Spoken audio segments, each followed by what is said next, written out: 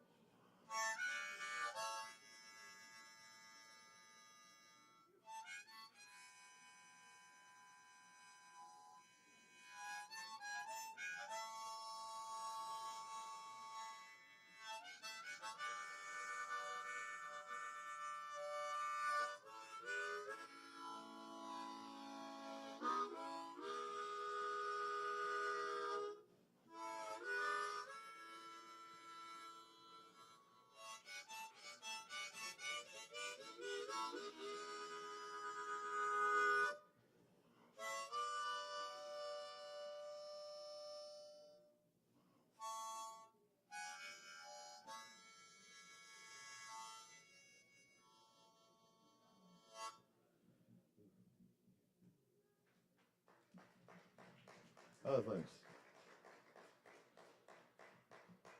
Okay, so this piece, I just found it last year. It's one of those that got missing, but it's from probably at least 10 years ago. It's called Chop Praying Cypress Knees on the Missing Piano. And it's kind of about my family and their Southern Baptist religious background, specifically on my mother's side, and with my grandfather, Southern Baptist preacher and whatnot. But it's about different things. Pretty simple, though. On the edge of the Brown Ridge, our lifeline was split. Just beneath the breezy timbers, the cypress hidden in its dying waters. The knees praying for natural baptism in the drowning. Not everything was made to float, made for swimming. And many elders always professed that if God had intentions of us flying, we would have been manufactured in the clouds with wings. I still wonder if most of our wings are there, just invisible. A mystery and a secret. It takes a whole lifetime to know until we crack the code, bust the message in the bottle that falls out of thin air to bust our head wide open. Well, I can't perceive my wings, nor have I been baptized officially.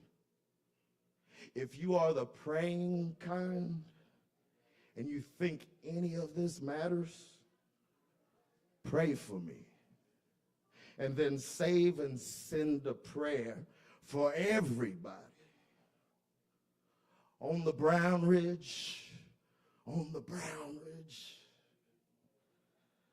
Do you know that I still pray for the whole world, even if it don't hear me, even if I myself am beyond saving?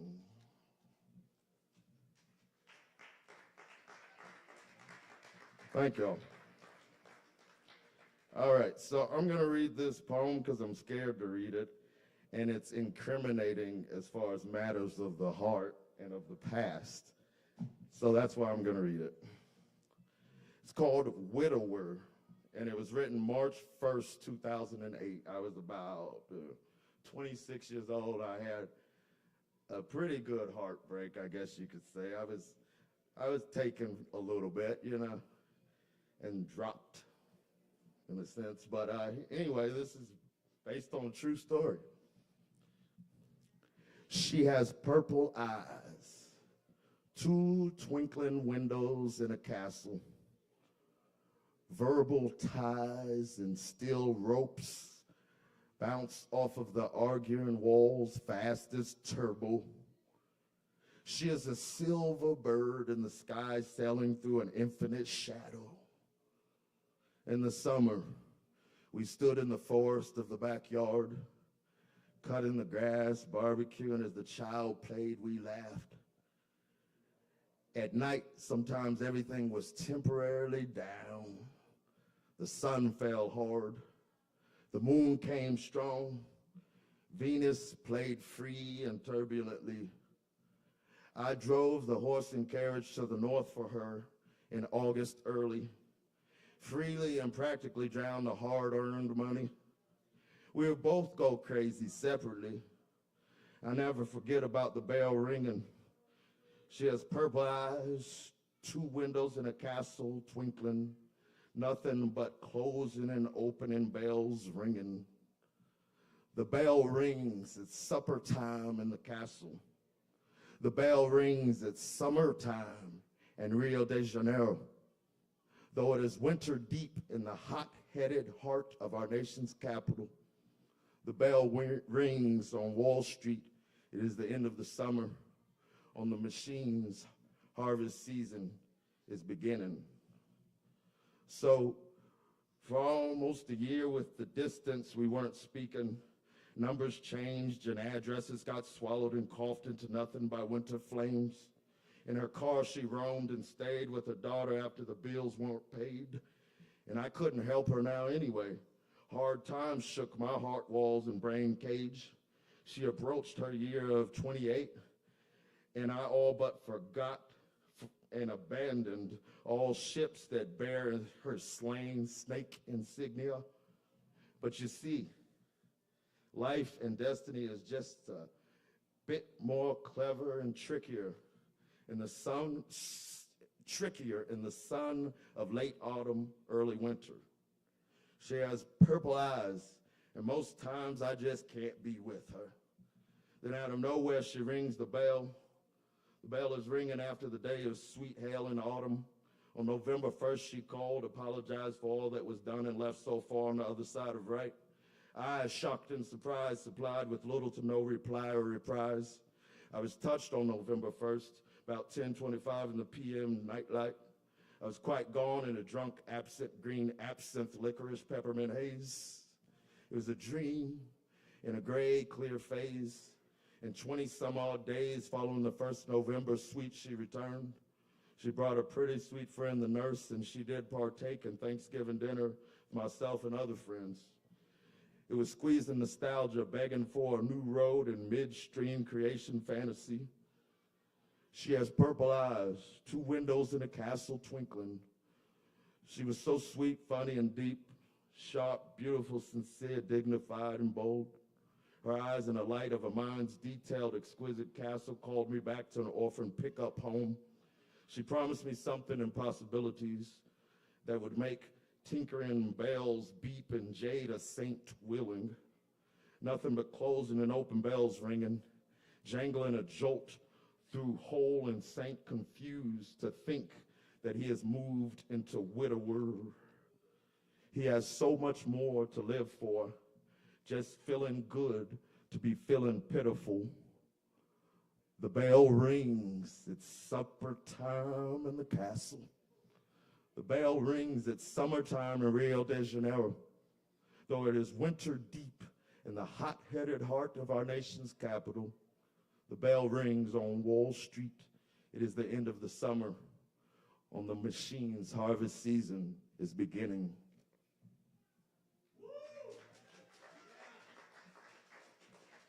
Thanks.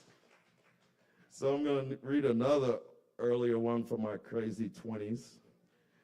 And it's called 6 Months. It's about the old mythology with Olympus and all of that. Y'all know what I'm talking about. You'll hear it. This is from April 25th, 2007. And there, trigger warning, there is talk of like ceasing one's life.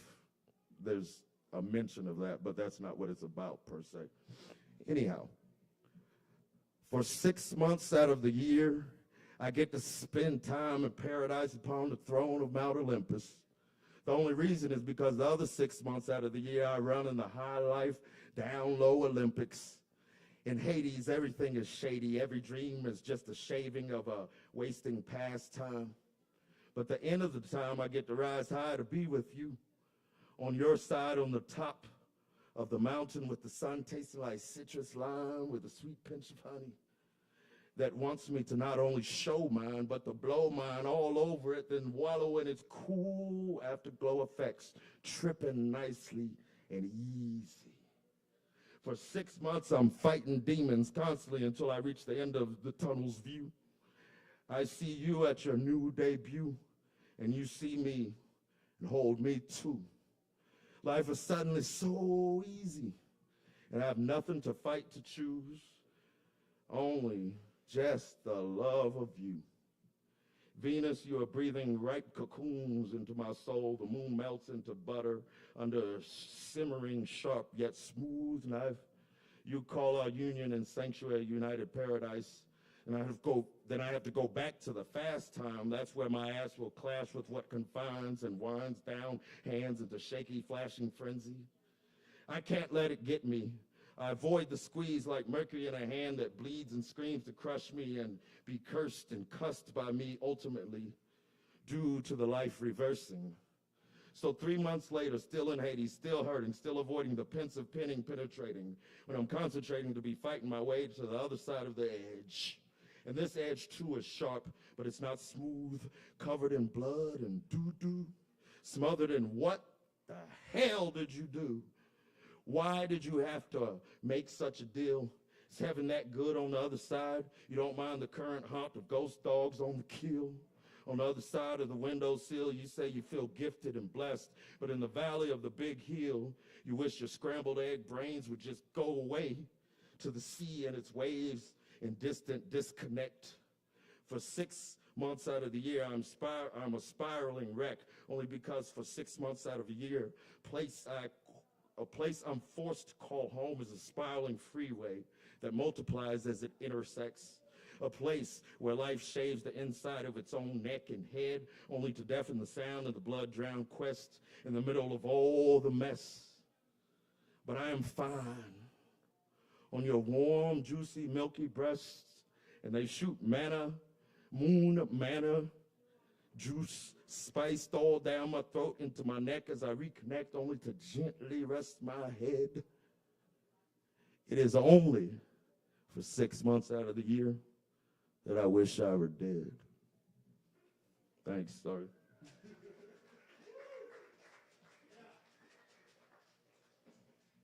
All right, I'll do a couple more and we'll get on to this list. Let's see. So this is one I haven't read much for quite some time as well.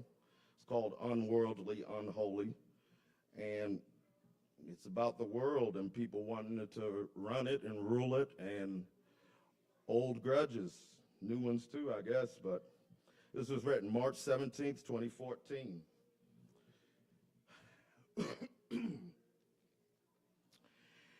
In wartime,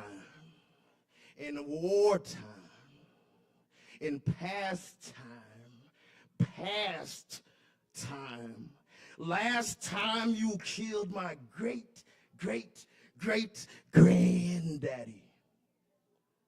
Now I may never be a great granddaddy. For what I've done, it is otherworldly and unholy. In wartime, sword shine, sword fight, hardcore times, I killed your great granddaddy.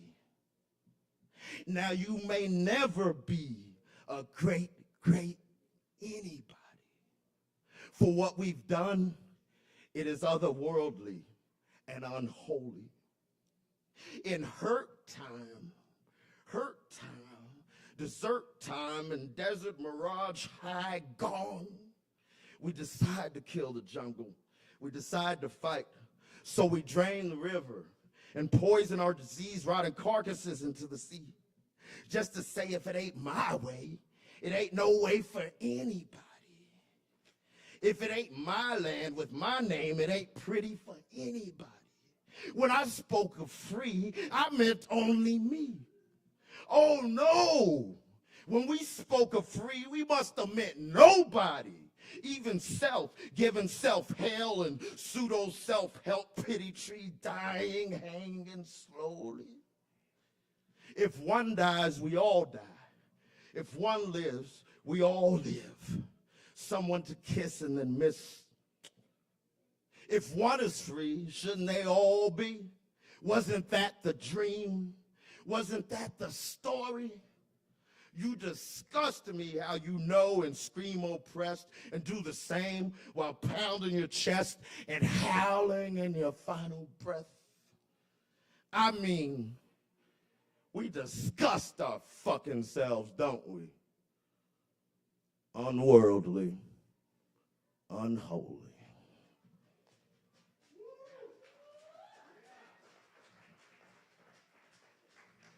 All righty.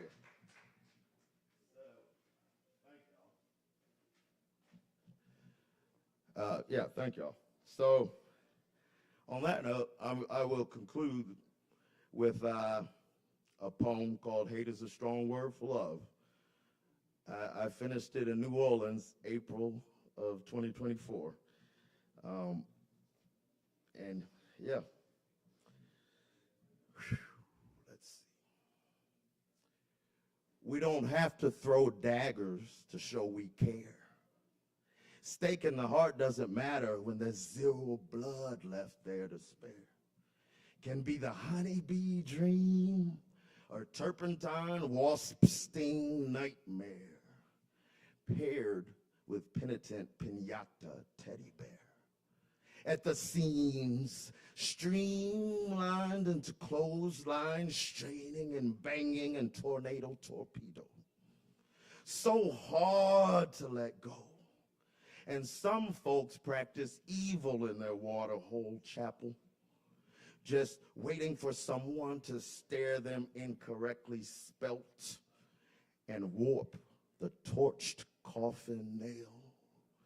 And the lady and the gentleman gone, snatched by the pool of the wavy window stained in blur. Maybe love was the cure. Some call it the poison when contorted into emotional extortion. Lesson unwanted, supposed at its latest thankless spiritual deposit. Self-righteous, penciling in your story into ancient scroll of Bible, vomited into logic's tangled splits. Rich without sense, scent, cinnamon, or sentiment.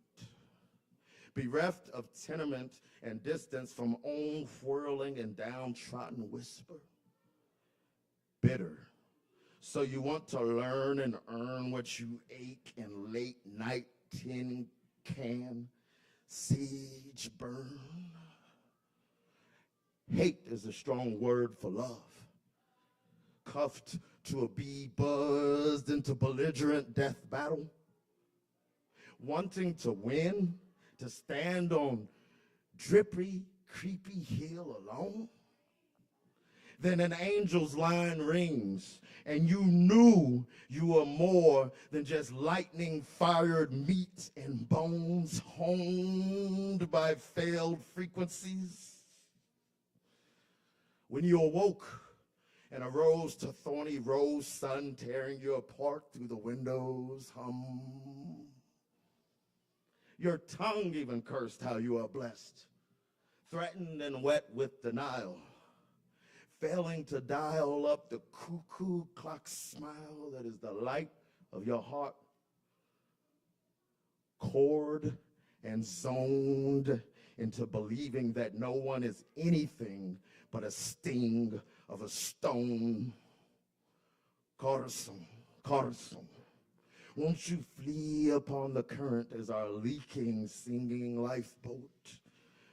Why did we leave you abandoned on the coast? As if your pretty, pitiful, summer-tuned self are not a home. As if you are not a song. All right, that's it, y'all. Thank y'all.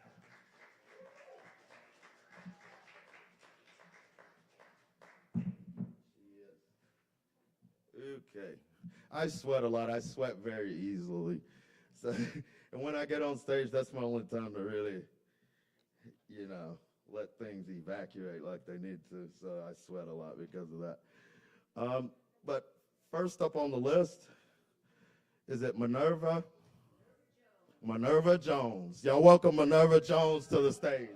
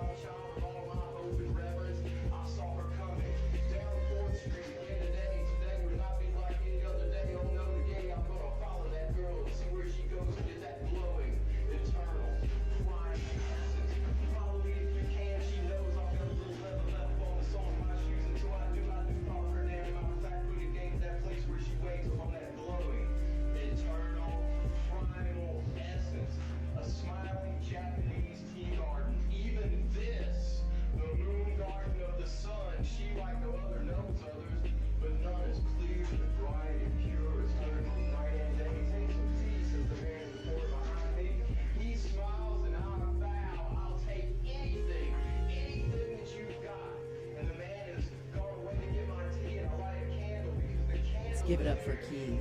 That was amazing. That was amazing. It's like, that's the best live poetry I've ever heard in Asheville. I'm sorry for the other people.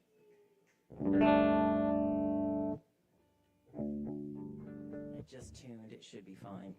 What was I going to say? As much reverb is legally allowed. And if it seems once I've started that like, oh, the guitar's a little too loud, feel free to just back it off. If you can't hear the lyrics, then definitely do that. Okay. The song, like so many of mine, about how divide and conquer is still around and what bullshit it is.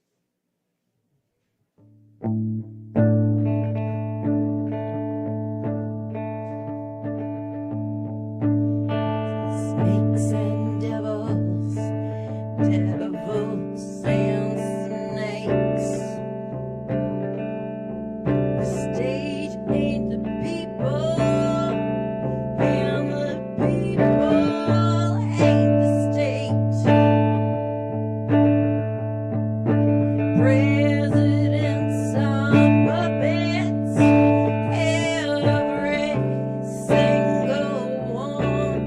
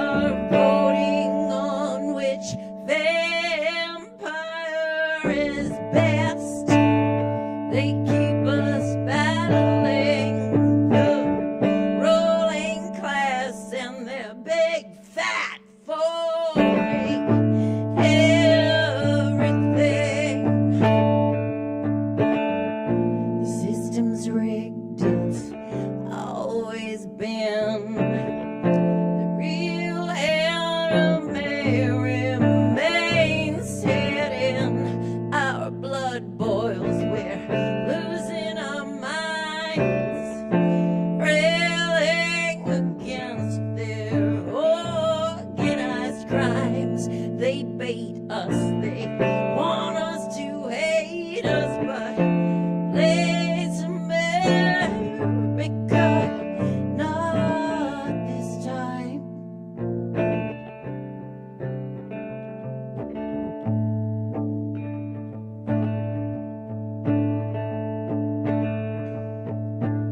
Snakes and devils, devils and snakes. There's always bucks for wars, the power's force to consolidate.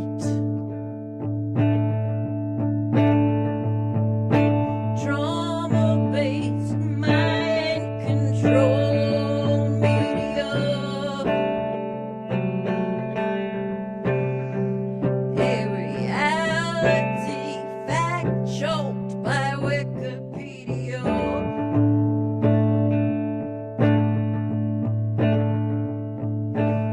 The world's a stage, it's a big cage, assassination factory.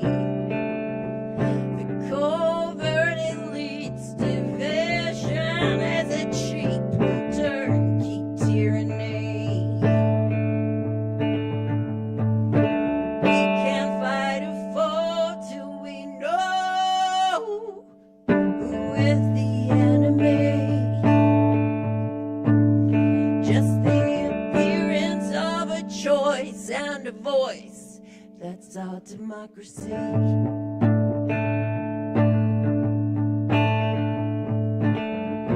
The system's rigged, it's always been.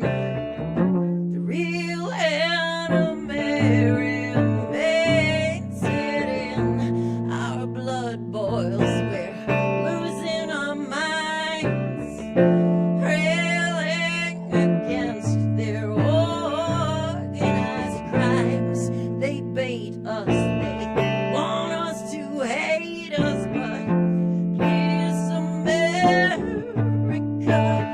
not this time. Please America, not this time.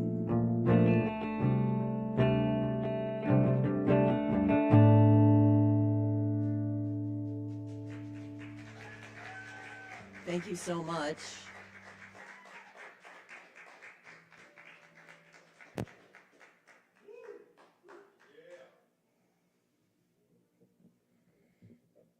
There are two parties, you know, it's us and them.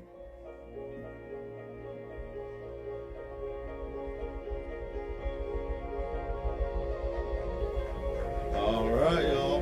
Give it up for Minerva Jones. Yeah. That's some rocking stuff down. All right. Next up on the list, looks like we've got Alec. Hey. Yeah, let's welcome Alec to the stage. Hi, y'all. It's my birthday today. Thank you, and happy season of the Aquarius. Glad to be here. I'm going to read a little monologue for y'all, some words.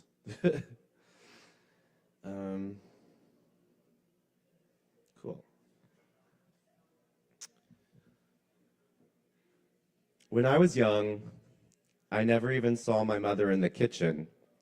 The food just appeared at mealtime as if by magic, all steaming and ready to eat. Lacey would carry it on these big white serving platters that had a rim of raised china acorns. Our plates had the same rim, 22 acorns per plate, each one about the size of a lump of chewed gum. When I was very young, I used to try and pry them off with my knife. We ate every night at 8 o'clock sharp because my parents didn't start their cocktail hour until 7. But since dinner time was meant for exchanging news of the day, the emphasis was always on talking and not on eating. My father bolted his food, and my mother played with hers, sculpting it into hills and then mashing it back down through her fork. To make things worse, before we sat down at the table, she'd always put on a fresh smear of lipstick. I still remember the shade. It was called Fire and Ice, a dark, throbbing red that rubbed off on her fork in waxy clumps that stained her food pink, so that by the end of the first course, she'd have rendered everything into this kind of rosy puree. As my father wolfed down his meat and vegetables, I'd watch my mother thread this puree through the raised acorns on her plate, fanning it into long, runny, pink ribbons. I could never eat a thing. "Wake up, America!" she'd trumpet to me. "You're not being excused from this table until you clean up that plate." So I'd take several mouthfuls, and then when no one was looking, would spit them out into my napkin. Each night, I systematically transferred everything on my plate into a life-saving napkin. Well, one day, when I came home from school, Mother was in tears because Lacey had quit. Walked out in a torrent of insults. "Never again!" Mother sobbed. "From now on, I'll do the cooking myself." It was a big mistake. She didn't know how, and she was in the midst of menopause. She kept breaking the dishes and cutting her fingers with the carving knife. One night, she sliced off the tip of her thumb and ground it up in the garbage disposal. Mealtime was much the same as it had always been. Father still talked a blue streak, Mother still mashed her food into a pink soup, and I spit everything out into my napkin. But they were paper napkins now, and since I cleared the table, there was no chance of discovery. I breathed easier. What changed then was the violence that went into the cooking beforehand. I never saw such bloodletting over meals. You see, if she didn't nick herself while cutting the tomatoes, she'd deliberately slice a finger while waiting for the rice to boil. "Why bother cooking?" she'd cry, holding her bleeding hands under the faucet. "We'll all be dead soon enough." You see, it was around this time that Mother was starting to get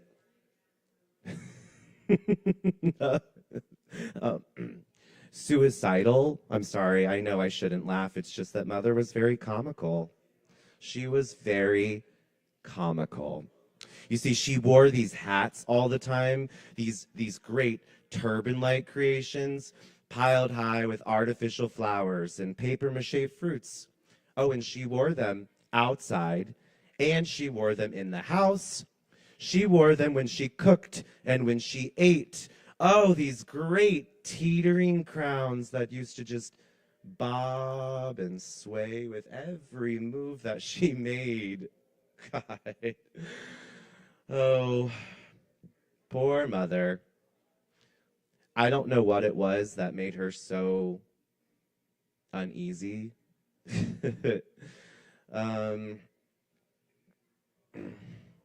Was it her menopause? Was it her cocktails before dinner? Some private anguish? I never knew. But after another blood-stained dinner, she'd throw herself down on the driveway and she would beg my father to put the car in reverse and drive over her. "Oh, don't be ridiculous, dear," he'd say. But she meant it. And she would just lie there, sobbing. "Please, please just do it." Oh, This was a ritual we went through every night. Oh. She turned on the gas oven, that big mouth of an oven door, and she stuck her head right in with her hat still firmly in place. Well, after she had been in there for 10 minutes or so, and she was getting groggier and groggier, something went wrong.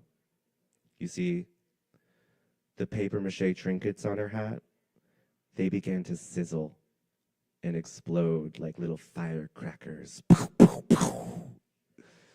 And within moments, her entire hat was in flames. She came out and shot and raced to the sink, her head actually cooking. She turned on the water full blast, her hat and all of her hair consumed. Oh, but she survived.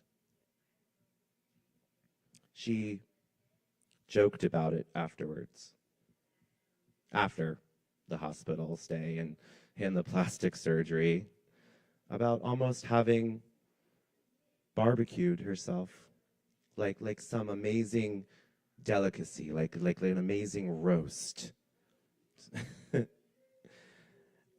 I bet I would have tasted damned good, she used to say, smacking her lips.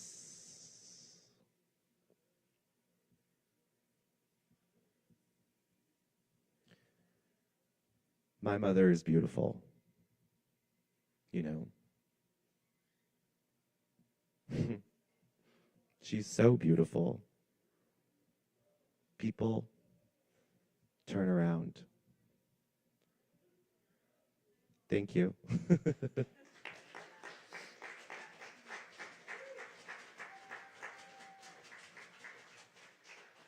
Hell yeah. Yeah, happy birthday again. Alec, that's a hell of a story, though. That's quite a story. All right, next up.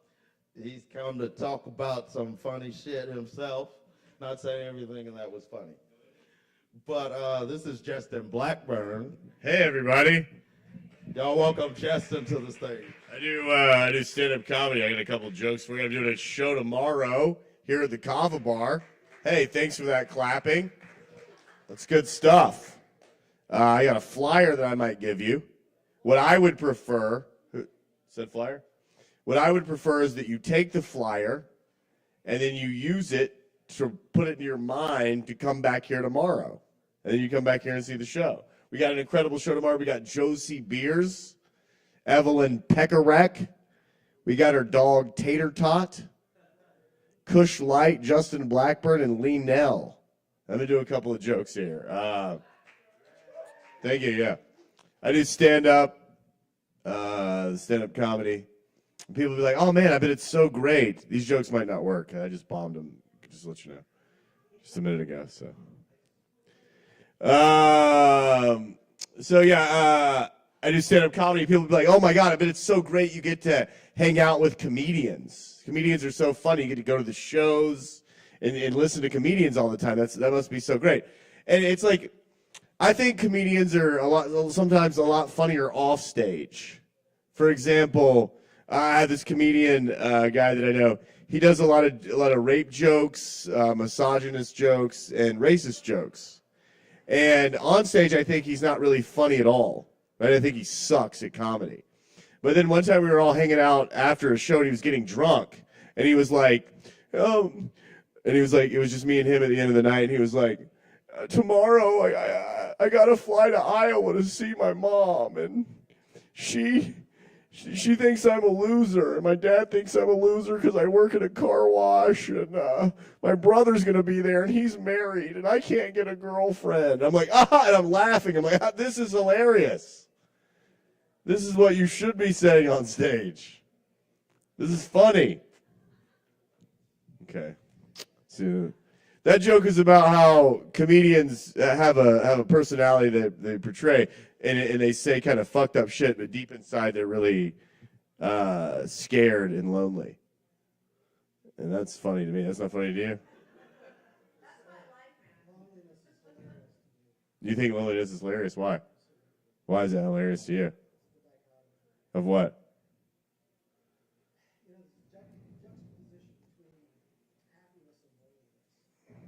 This guy's like really deep. It's going to take a minute. Can I get a little more time on that thing? All right, keep going. There's a juxtaposition between happiness and loneliness. It's okay. Let's keep going. Yeah. Yeah, somewhere along the line. Yeah.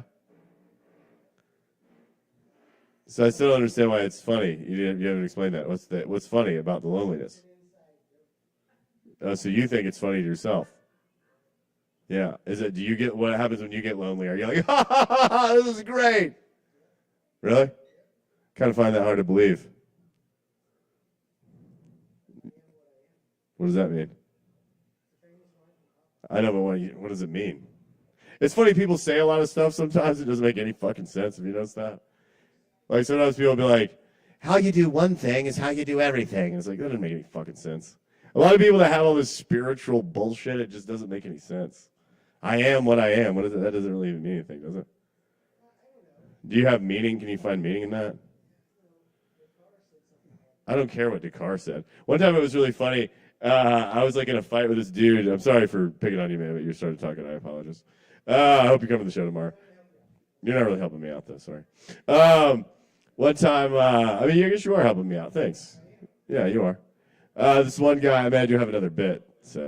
But one time this guy was like, I was talking to this philosophy major, and this stuff's going to bomb, so just get ready.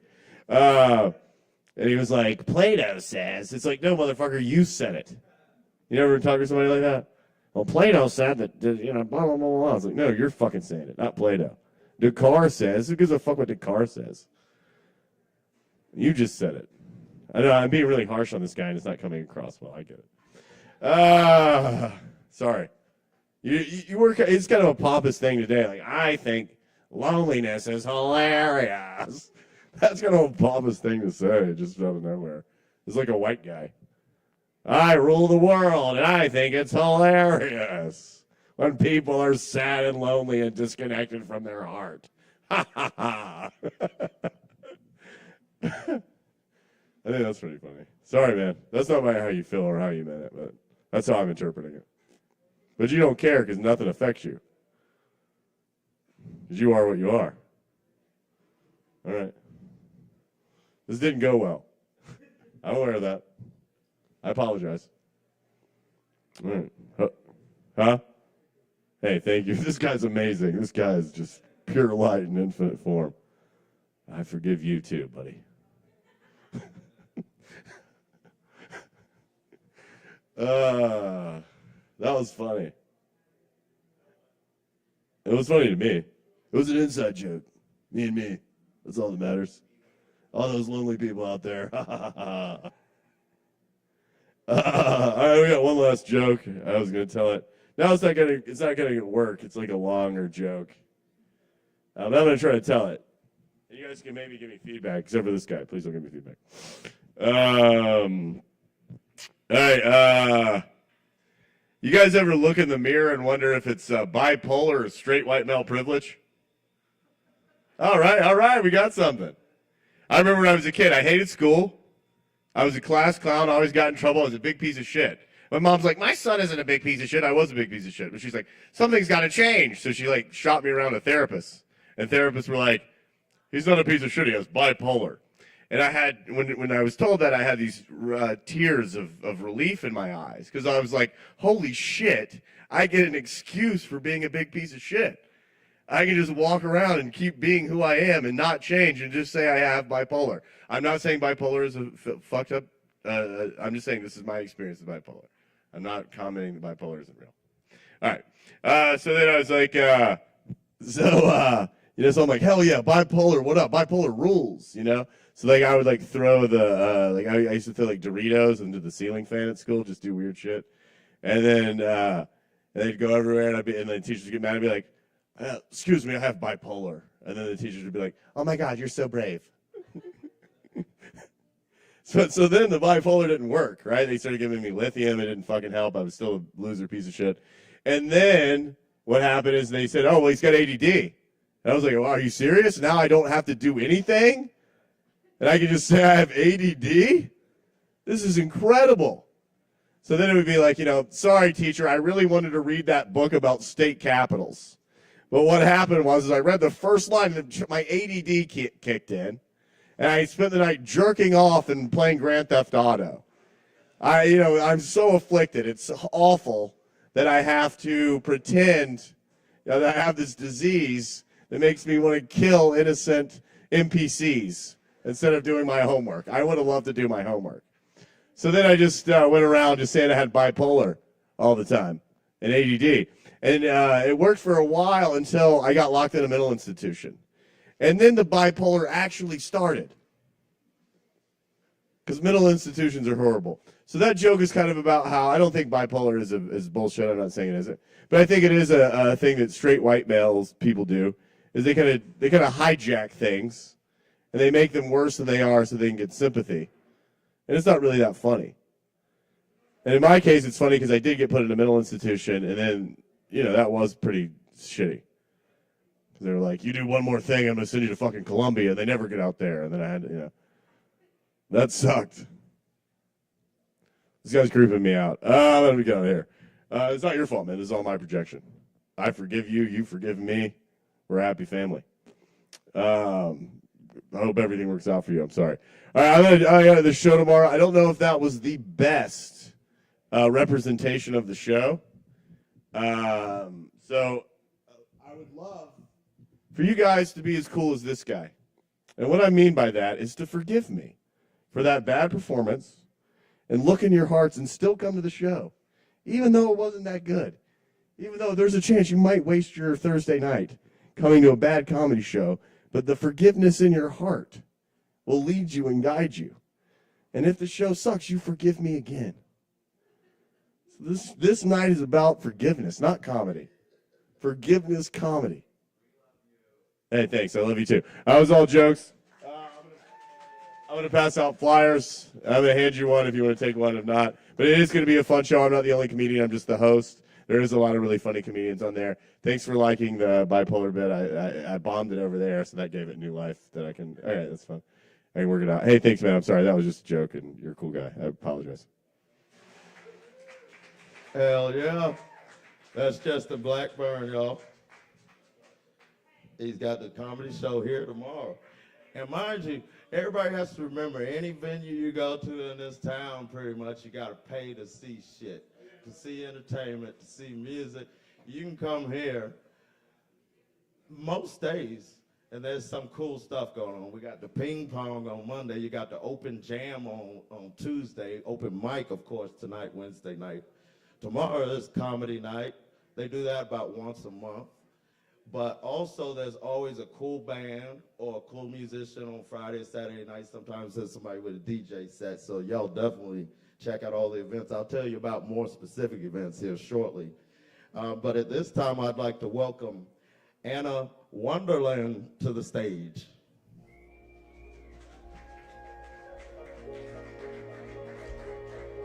Is Anna still here?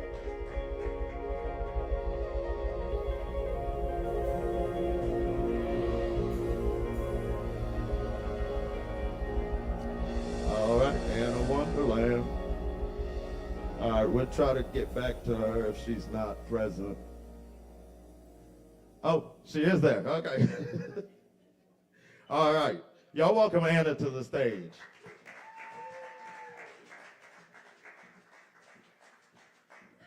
Okay, so I have only done one poetry reading ever in my life, and that was here.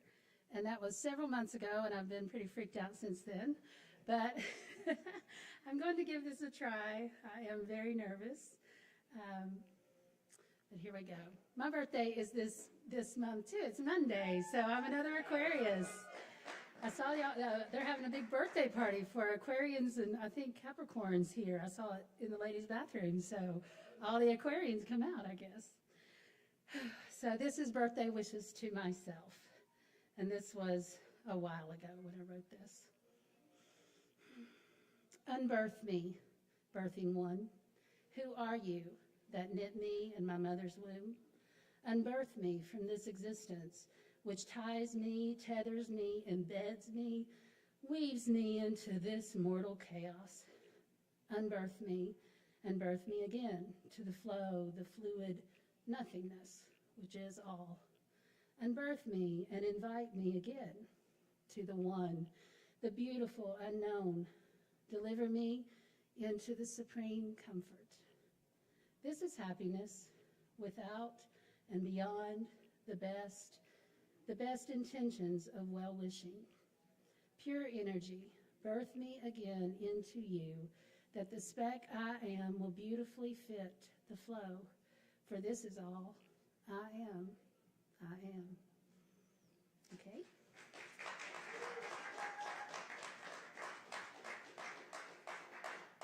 This is another one from several years ago, many, many years ago, over 10, I guess, or about 10. It's called Loss. Loss takes its toil like exquisite leaves floating away in dirty water. A waste? I watched one swirling under, struggling to float, but losing the battle.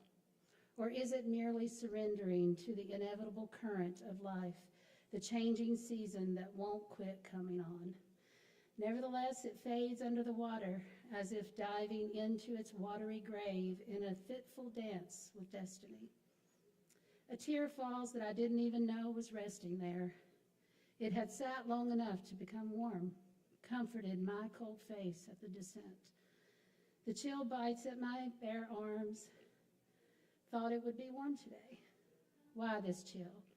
It is too early. My treasure gift today, empty cocoon resting inside the fold, a home that served a purpose for a season. And though the space does not hold life anymore, surely the beautiful remain. But for what reason? To cut my soul with the fragility of it all? So tender, its fibers, so transparent, its layers, its softness beckons to be touched. But the impossibility of the embrace wrecks me.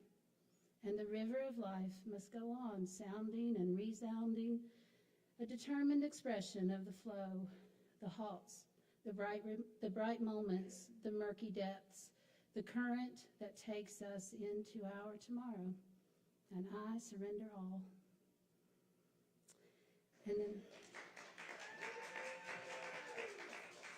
this one was after my dad died.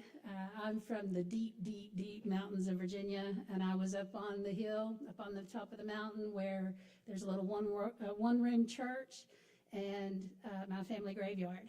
And so I'm up there at like 2 a.m., and this was from a real experience. So it only could come out in poetry because it felt a little crazy-making and a little crazy. So I could never actually talk about it, but I could write a poem about it. So, and it feels like this poem has like a lifetime of memories kind of woven into this moment or this scene. So if it doesn't make sense, just try to feel it and maybe not think about what the words mean. Tonight on the mountain, stared at the stars. The green light at the beginning shot upward and over, strange thing looking like a fleeting UFO. Then shooting star, head hanging out window, listening for bears, bobcats, and known black panthers. Like one who followed me up the church road till I was pale-faced in fear and drama-causing. Always. He turned on the light for me. I begged aloud for the deer, a sign, a symbol, because it makes me think of him, like it's him looking after us. And my youngest held the deer, dying in the creek, making her peace with it, with him somehow. Silly me, wagging my head out of the not appreciated wonder. Wonder I keep choosing and chasing, and the light. I saw them as light dancing clearly in the sky, then in the earth, through the gate that divides death from life, under 2 trees. His voice warned danger, to go, to go, to go. I waited, go. Then I heard it, something being killed. My body froze as my fingers fumbled to raise the window, thin glass between me and the killing, and I felt its terror and end, like the goat that they killed for us in Haiti. I could not tell. It was not supernatural. I could not tell if it was not supernatural. My crazy mind grappled to remove it from reality. It felt as though the evil of that land was being expelled, cast out. I said aloud, nothing but light and love, as if it had some significance. And I quickly drove away down the mountain, and he rode with me under those stars for the last time. Thank you all. Yes, beautiful poetry. That is Anna Wonderland, y'all. Let's keep it going for Anna Wonderland. Yes, sir. Yes, ma'am. All right. And of course, we welcome all forms of artistic expression here. So don't be afraid to try anything up there. You probably can't get like naked. That's probably illegal, but probably just about anything else. All right, so next up, we have Journey, AKA Flinch. Y'all welcome Journey Flinch to the stage.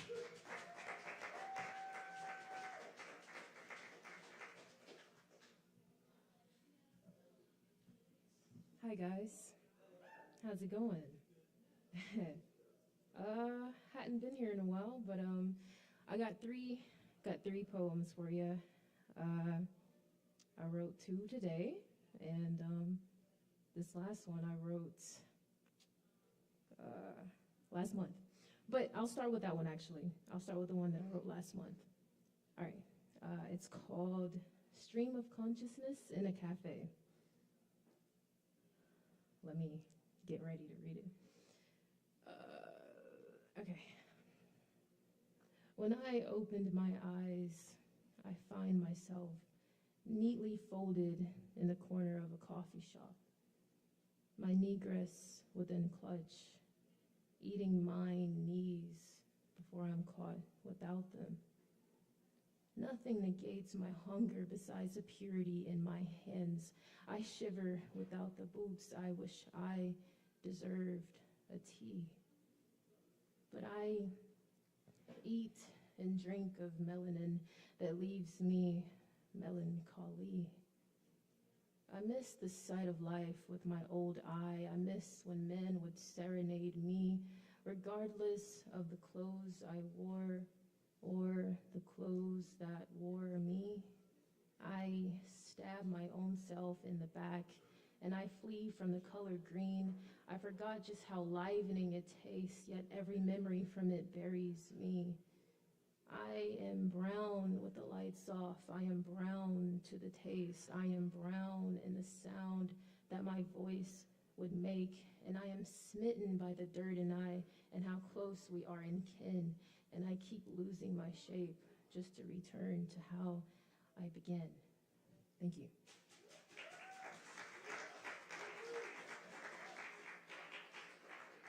Thanks, guys. I appreciate that.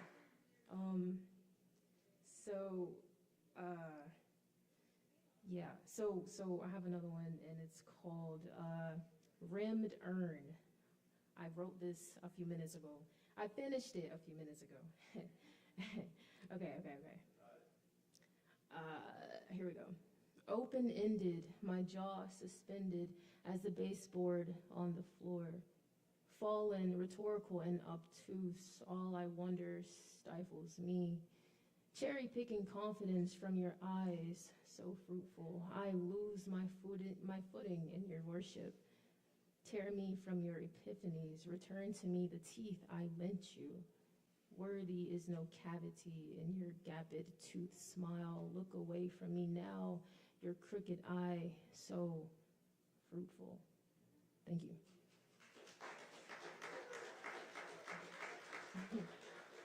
Okay, thanks guys. And then this one I wrote earlier today when I got off work. It's called, I've been very obsessed with the word suspicion suspension lately. I don't know. So it's been in the last few poems of mine, and it's also in this one. This one is titled The Second Suspension. I wrote it at 3 o'clock. All right. Trace my figure with your sharpest tongue. Hang me upside down. And in my blood rush, I misspeak of love and what it means to be aroused. I cannot make my skin any light. Sorry, let me say that again. I cannot make my skin any tighter. I will not make my skin any whiter. And instinctively, I persuade myself that the arms of God are opened wide. But I misspeak of love and what it means to be accepted.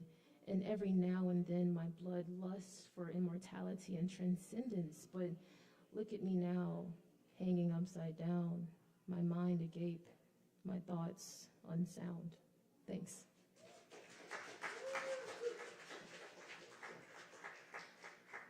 Yes, y'all. That's Journey. Let's keep it going for Journey. Flinch. Yeah. Some more excellent poetry tonight. And it's good to have you back, by the way. All right, next up, I believe it's Jace Cogswell. All right, y'all welcome Jace to the stage.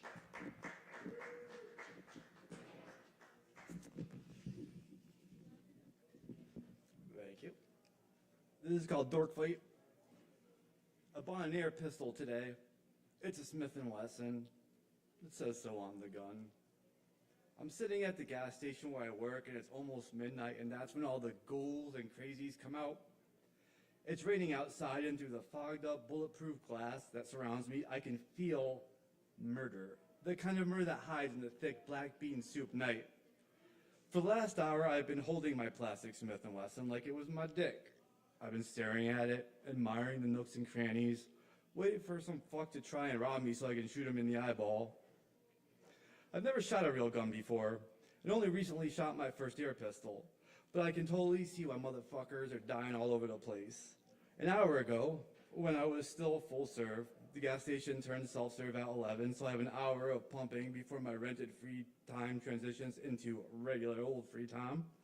An old woman came here in a maroon Buick. I had the gun tucked in the back of my pants, renegade style. She asked for a gas, $20, and a little voice crept up my back and whispered into my ear, pump a wrinkled face full of BB. Not that she did anything wrong. She didn't deserve to be on the receiving side of my relentless curiosity. She was sweet and reminded me of my grandmother's best friend Edna. This was total bloodlust. I'm a very nonviolent person. You can check my references. I've only been in a few fights in my life, and they were all full of bitch slaps. They were dork fights. If you have never seen a dork fight, it's when dorks fight for the sole purpose of being crowned the slightly lesser dork. Here's what I mean. One day in 8th grade, I was in line walking out the door of the gym, happy to be leaving because the yellow fluorescent lighting super exposed my oily hair and zits. My denim was tight, my tail long, my body skinny and full of unsatisfied hormones.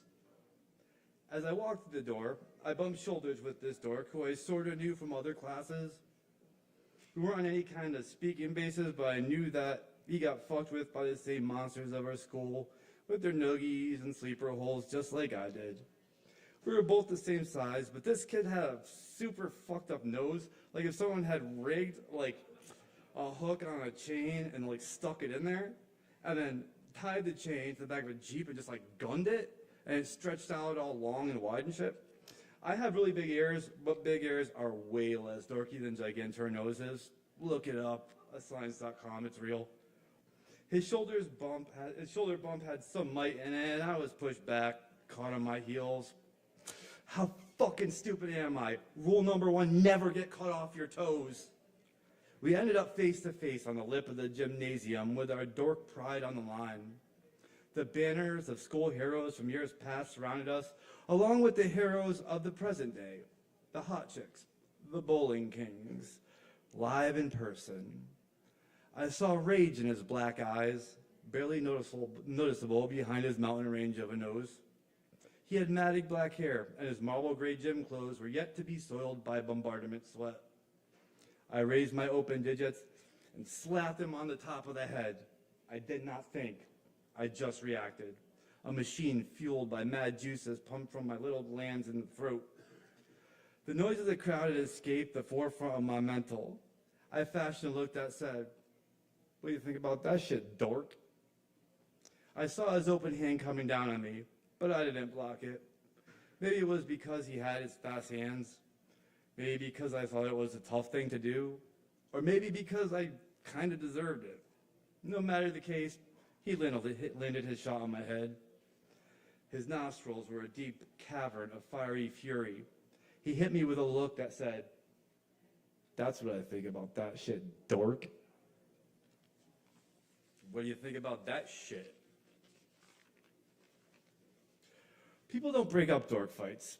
They whoop, laugh, try to get some bang for their buck, but never interfere. The fight is over when the combatants decide it is, and that usually happens when the dorks realize that they are dorks, and dorks do not win fights. Hence, dork fights always end in a draw, usually after one hit apiece. We stared at each other down. We stared each other down for a moment longer, and then, as the clamor of the crowd resurfaced, we walked away in opposite directions. I entered that fight a boy, a subpar boy, but a boy nonetheless. But I left it as a member of Dork Congress, proudly waving the banner of a battle not lost. Now I sit in this dark and foggy night a man. A subpar man, but a man nonetheless. My dork banner is a black plastic Smith & Wesson that shoots little plastic balls at 315 feet per second. If somebody tries to rob me, I'm gonna shoot them in the fucking eyeball.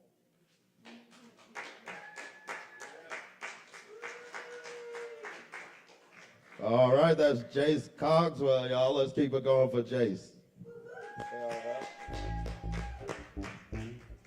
All right. We're somewhere near the halfway mark, but not quite when it comes to time-wise. But, yeah. Next up, is it Belle McCain? Yeah. Welcome Belle McCain to the stage.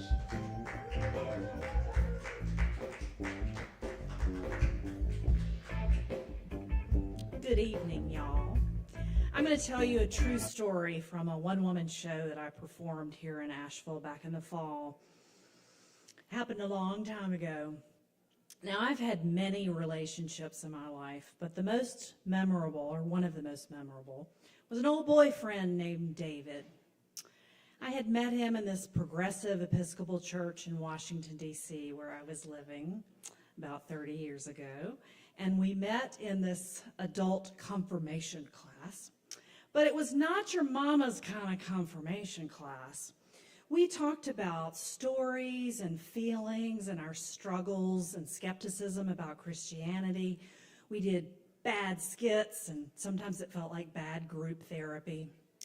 And I fell in love with this man. He was from Pittsburgh, but his mama was from New Orleans. So he was half Southern, and I'm from Mississippi. He was a social worker, left of center politically, witty, great sense of humor, and the dude could cook.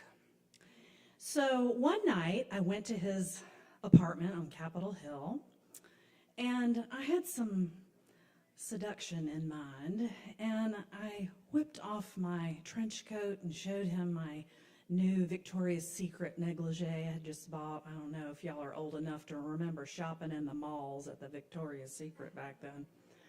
Anyway, I lean in to kiss him. And he says, so, sweetie, have you thought of becoming a lesbian? And I'm like, what the fuck?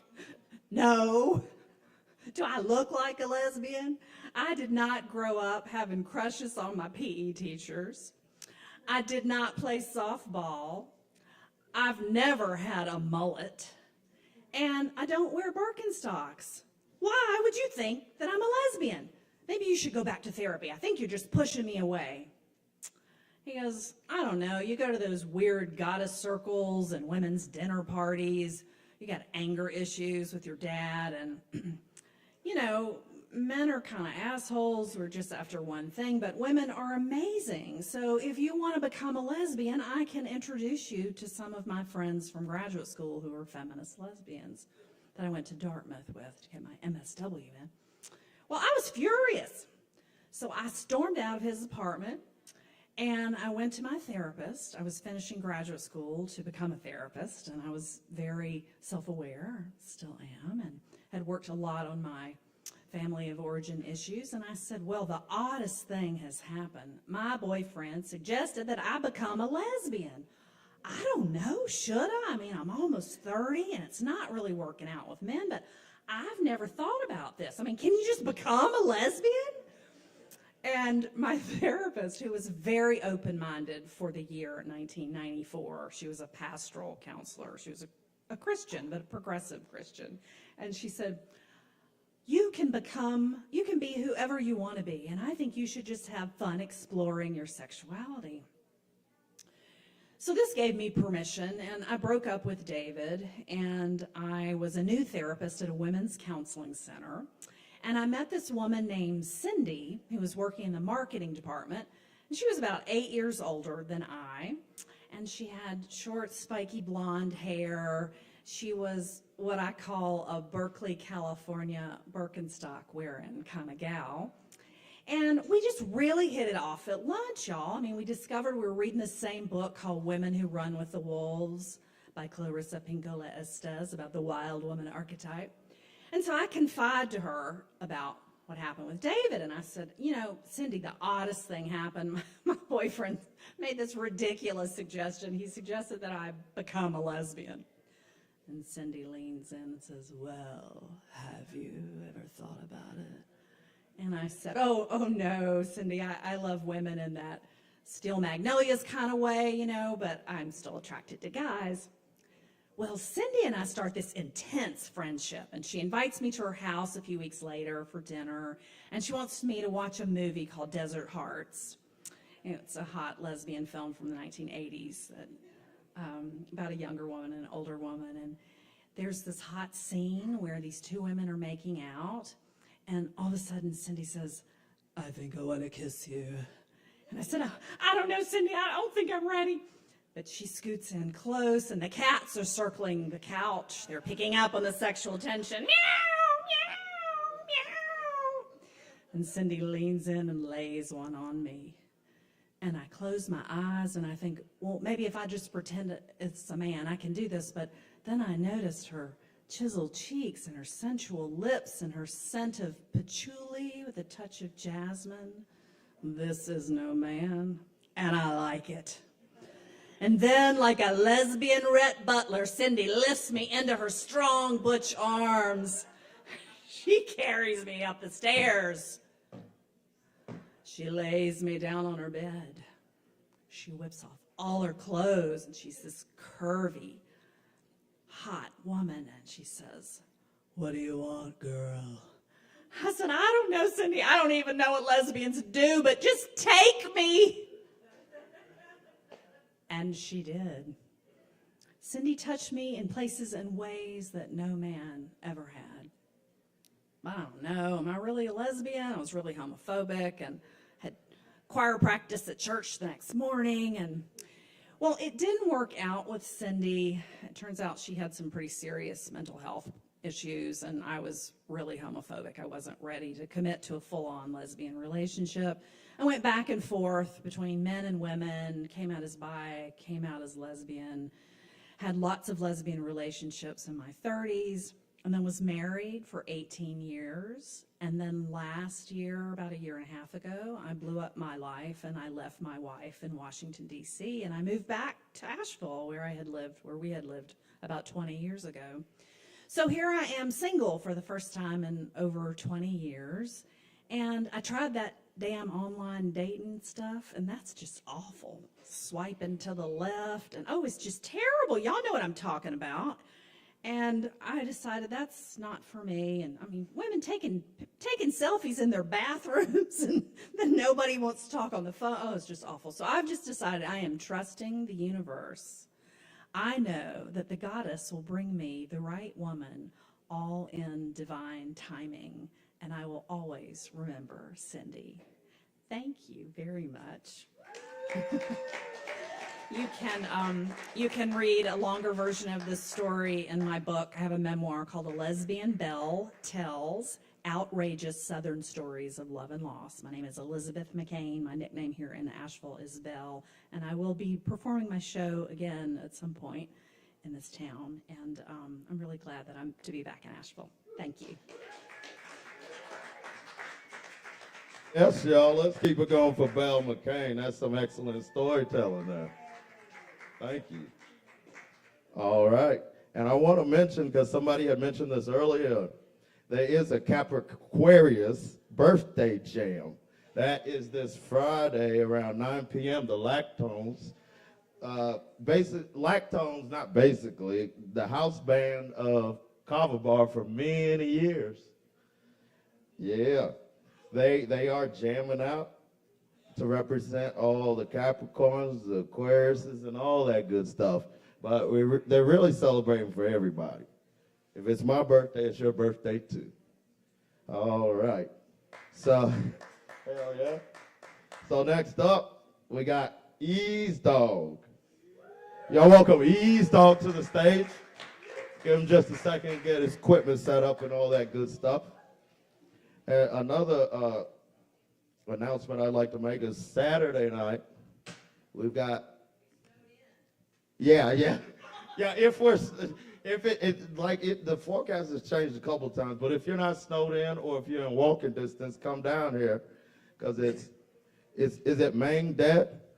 I think it's Mang Dad, that's how we'll say it. And it's 8 p.m., it's basically a Kava Bar Grateful Dead tribute band. So that's happening this Saturday if you're able to get out from the blizzards or ice storms. All right. This is Ease Dog. He's just getting his things together, but we're about to jam it on down.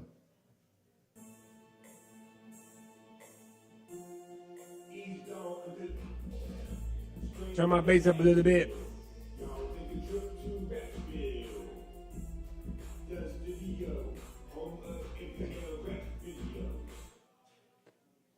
What up, Asheville? The dog is loose, and we're live at Severin Kava. How's everyone doing? Yeah, y'all in for a wonderful treat. Yes. 2026 is already going great. Yes. I'll be moving to my bigger apartment soon, and I've been making some new shit. Yes. Matter of fact, I'm going to go ahead and hit y'all with the new song that I posted. And this one is called That Lick. That lick mean liquor. Yeah, it's gonna be the new hot drinking song since Red Drink.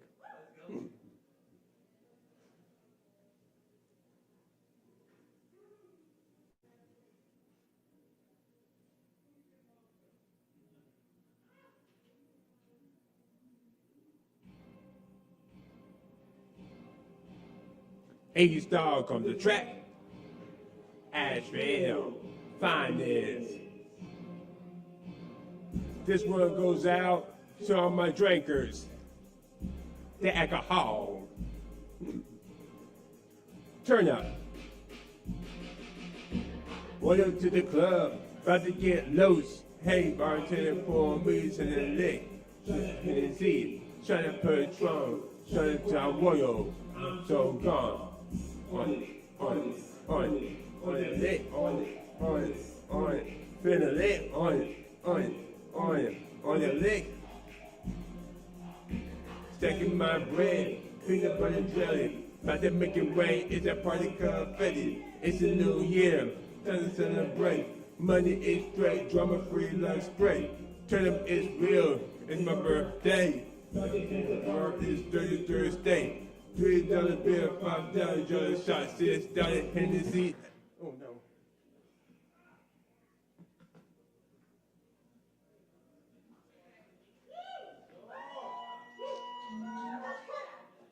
In the club, on the lip, by the way that you twerk. Hey bartender, can I get a shot? Cool margarita, make it on the rock. Take me a trip to the Long Island. 2, 3 drinks, but to start running. Come a young job from the A of town. Meet me at the spot, about to go down. Roll up to the club, about to get lit. Hey, bartender, pour me to the lick. Try to Hennessy, try to Patron, try to Crown Royal. I'm so gone. On the lick, feeling lit. On the lick. Let's go to the ABC, by the upper Patron, by the Hennessy. Take 6 shots for the weekend. Drink, I'm drinking. Oh, man.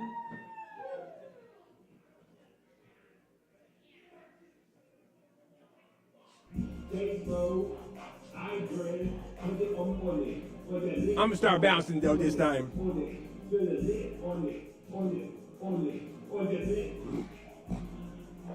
Let's go to the ABC, by the upper Patron, by the Hennessy. Take 6 shots for the weekend.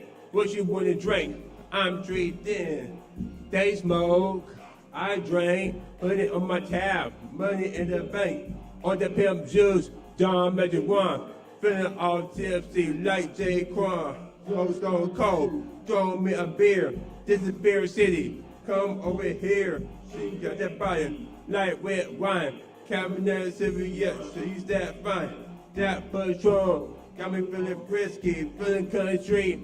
Tennessee whiskey, on some Dr. Dre shit, it's a G-Fame.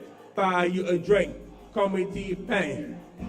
Walking to the club, about to get lit. Hey, bartender, pour me to the lick.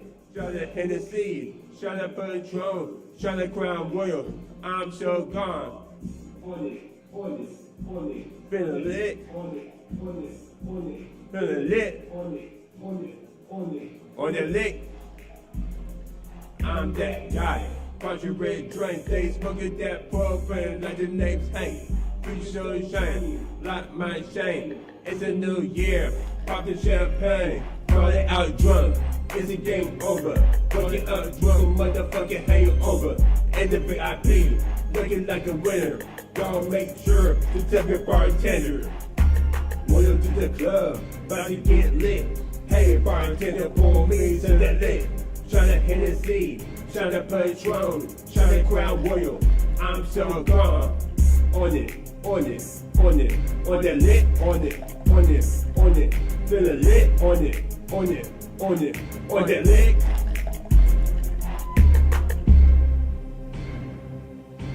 Hey, bartender, pour me some that lit. On it.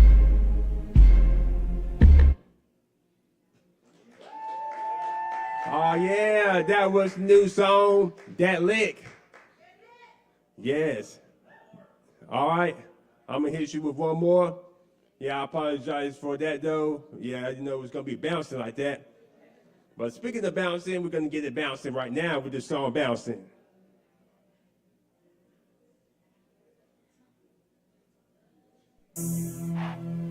East dog on the track. Hurricane the cat. It's about to be bouncing up in here. It's about to go down. That club be bouncing Saturday night at Tiger Mountain. Yep. Turn up on the lit. 12 o'clock, the club get a fit. In the party. The beat is bouncing. Nigga at the bar with the money counting. Turn up. They play my song, feeling myself 3 shots Patron. Damn, that girl she bouncing. What? That booty be bouncing. Yeah. Trip game worth of bouncing. This track is bouncing. That girl she bouncing. What? That booty be bouncing. Yeah. Trip game worth of bouncing. This track is bouncing. Friday, what you doing? Getting it off from work. Headed to New York fashions to buy a fresh new shirt. Just got a new shape, blowing on a new chain. Cause they made for me, shining out my name. More bounce to the ounce, step my way to the top. Into the track like steak, with corn on a cob. Pull it up to the club, security know who I am. cause don't give a fuck, don't give a damn. You ain't. That club be bouncing Saturday night at Tiger Mountain. Yep. Turn up on the lit. 12 o'clock, the club get a fit. Hit the party. The beat is bouncing. Meet me at the bar with the money counting. Turn up. They play my song. Feeling myself, please trust Patron. Damn. That girl, she bouncing. What? That booty be bouncing. Yeah. Drip game with the fountain. Yep. This track is bouncing. That girl, she bouncing. What? That booty be bouncing. Yeah. Drip game with the fountain. This track is bouncing. Hurricane in the spot. Back the ass up, playing drum like it's hot. That booty bouncing like a basketball. Take it home and hit it like record ball. Get it wet, call her Miss Super Soaker. She saying, I'm a no-limit soldier. Stay strapped all the time like an army troop. Lights, camera, action, it's a movie shoot. Yeah. Buzzing like hydraulics. Blow it up like a motherfucking space rocket. Turn it up on Cardi and Hennessy. Turn the club up like Memphis, Tennessee. Turn it up. Get it turned, get it lit, get it crunk as fuck. Get crunk. $90 outfit. Liquor in my cup. Hold it up. Everybody is cutting up like a guillotine. Cut it. The party is bouncing like a trampoline. Bounce.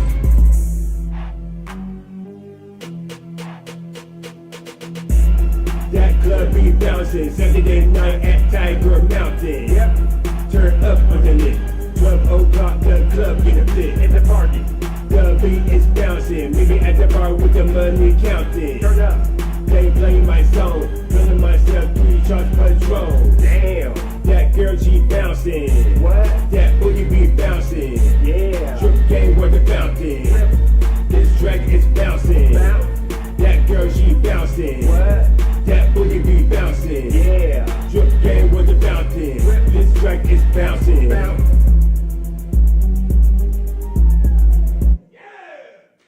Oh yeah, that was the track. Bouncing. Off the Hurricane Decat, off the Ego. Speaking of, the Hurricane Decat off the Ego, Hurricane Season EP gonna be coming out real soon. Yes, I'm still trying to get the release party together though. Yes, the release party is coming. Just look out for that. And y'all check out my new song, That Lick, and Holiday Bay on my SoundCloud, Eazdog Dog, or type of Eazdog, EAZEDOGG. And follow me on Instagram, Eazdog Dog. I have a Asheville Hip Hop Community page, IG, Rapsville 411. And y'all check out my music videos, all edited by me under my YouTube, under Eazdog. And when in doubt, Google Eazdog.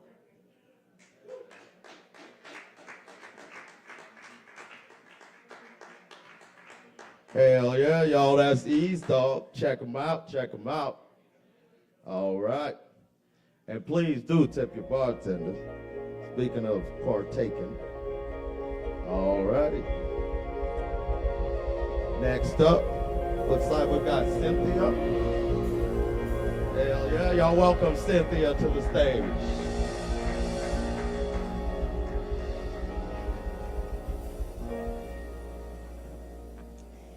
Wow, this is really tall up here. Hey, that bouncing song was a bop. I gotta get that, man. Don't leave before I get your info. So, I'm Cynthia. I'm gonna hop up on this chair. Despite what it looks like up here, I'm actually pretty tall, so this is fun. I'm living another life right now. Okay. This is a good chair. Yeah, I like this. So, while we're getting set up here, I'm going to plug my show too. I've got some flyers for an upcoming show it's called The Joint Next Door in Fairview. And it is a singer-songwriter showcase on February 12th. And I have flyers here, so come and see me if you'd like to get a flyer. If you like the music, if you think it sucks, come and see me anyway. The flyer is really cute. All right, so I'm going to have to mic the guitar if it doesn't come out. I changed the battery tonight, but I've been having some issues with it lately. So I'm going to do 2 original songs tonight.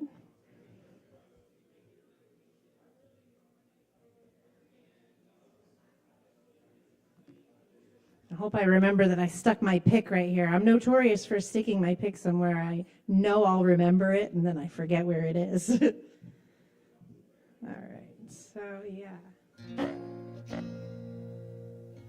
Yeah, see, it's funny, right? So maybe we'll just mic it. Yep. Okay. I'm sorry about that. So I'm new to the Asheville area. I moved here from Connecticut last year, and I haven't had a chance to perform a lot, but I'm really excited for this opportunity to play here at Sovereign Kava. At this open mic, I love hearing all the poetry and the stories and the monologues, and this is just really fun. So here's something that I wrote.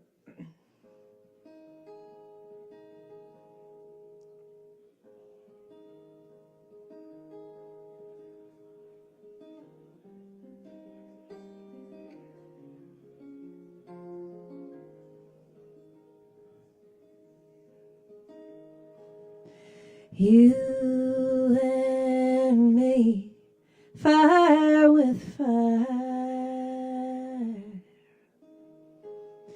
face to face on the front line. You can take your aim if your aim is true. Love will still remain when the smoke clears.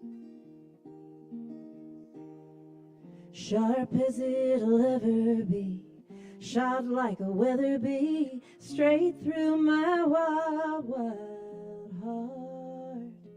Straight through my wild, wild heart.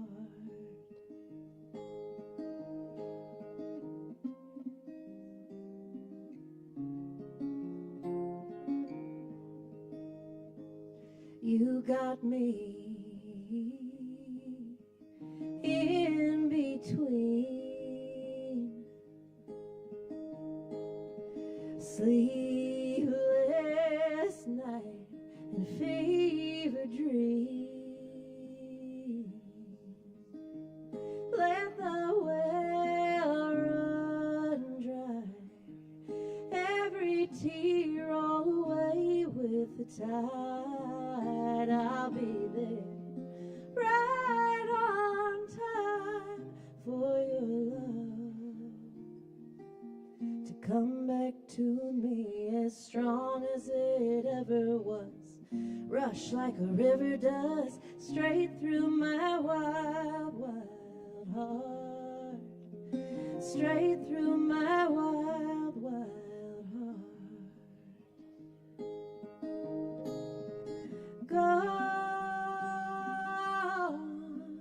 Gone far away,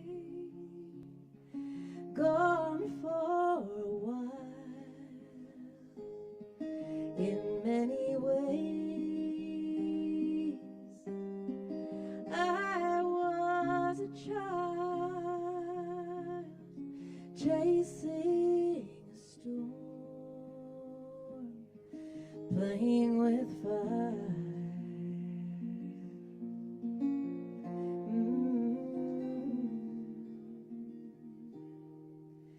And it hit like a hurricane, blood rush through every vein, straight through my wild, wild heart.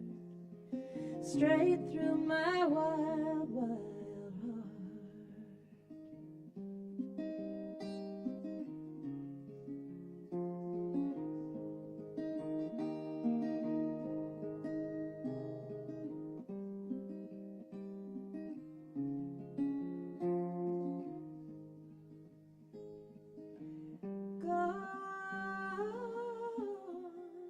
Gone far away, gone for a while. In many ways, I was a child chasing a storm, playing with fire.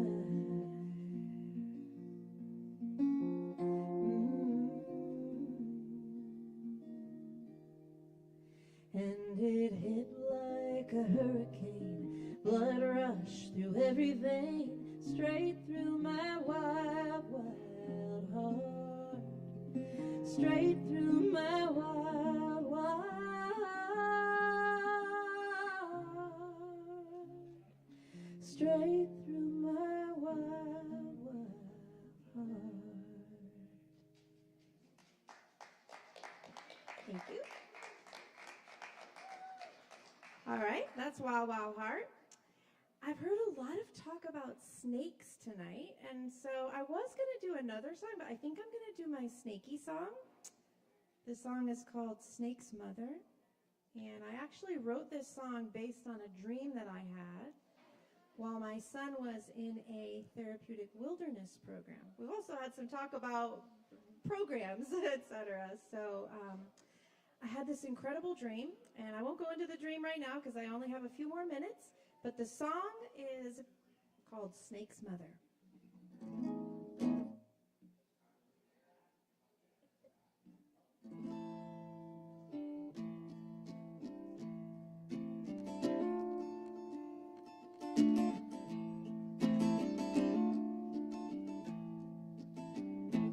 There's a snake in the house. He is hiding in the shadow. There's a snake in the house, my son. There's a break in the bough, and the cradle rocks and rattles. There's a break in the bough, my son. There's no time to be afraid. Steal your willing to hide the baby. There's a snake in the house, my son.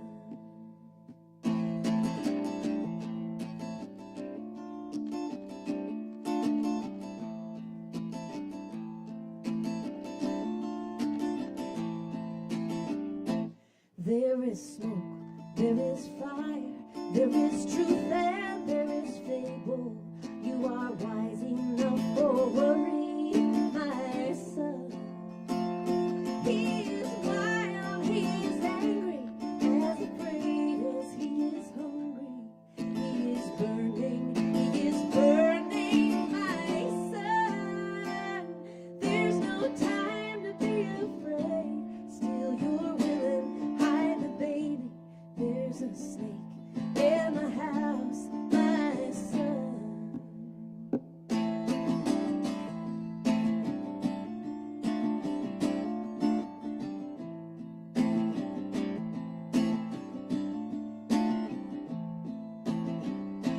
You are young, you are brave, you are quick and you are able.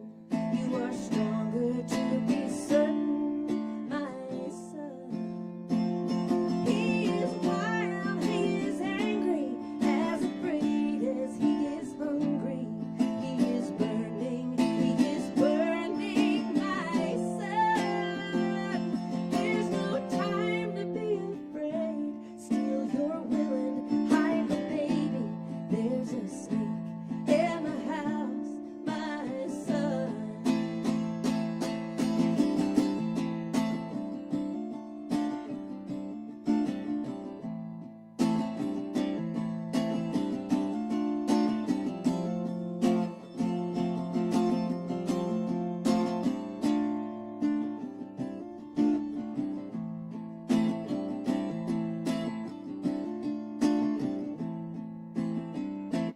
There's a snake in the house. He is hiding in the shadow. There's a snake in the house, my son. He is wild, he is angry, as afraid as he is hungry. He is burning, my son. There's no time to be afraid. Steal your willing, hide the baby. There's a snake in the house, my son.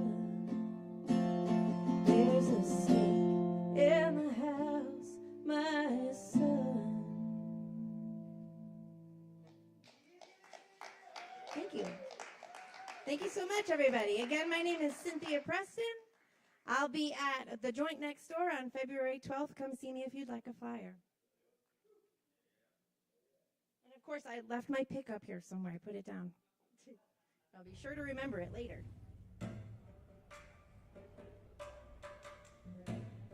Yes, y'all, that is Cynthia Preston. Let's keep it going for her. Excellent songs. Excellent. And, yeah, we do this every Wednesday, as you all know. And we still got some performers on the list, and we got a little surprise as well. All right, so at this time, I'd like to welcome to the stage Mr. Aaron Price and Mr. Chris Madrano. They're going to do a little song, a little something, then Aaron and I might do a little something, and then we'll keep it going.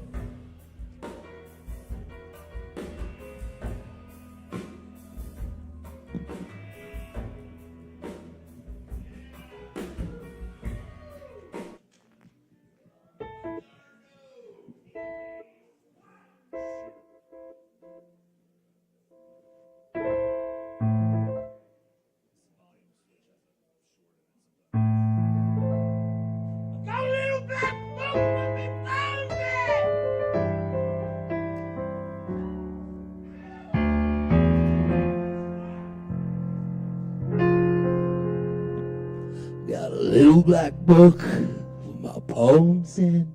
Got a bag with a toothbrush and a comb. When I'm a good dog, they sometimes throw me a bone. Got elastic bags keeping my shoes on. Got those swollen hand blues. 13 channels of shit on the TV to choose from. I got electric light.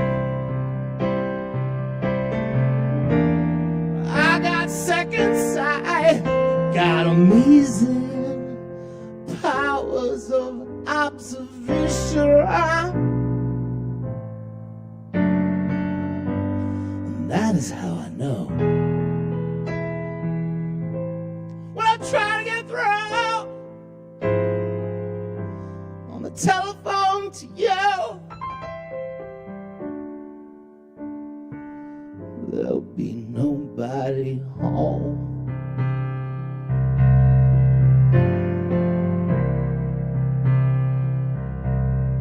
I got the obligatory Hendrix poem and the inevitable pinhole buns. All down the front of my favorite satin shirt. I got nicotine stains on my fingers. I got a silver spoon on a chain. I got a grand piano to prop up my mortal remains. I got wild, staring eyes. I got a strong urge to fly. I got nowhere to fly to, fly to, fly to, fly.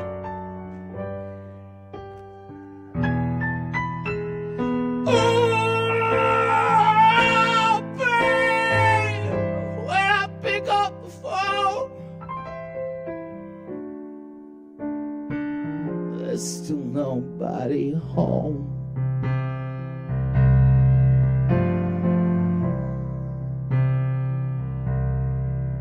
I got a pair of Gold Hills boots. I got fading roots. Thank you, Aaron.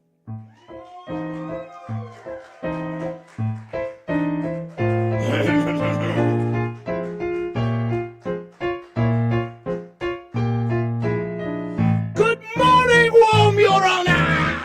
The crown will plainly show the prisoner who now stands before you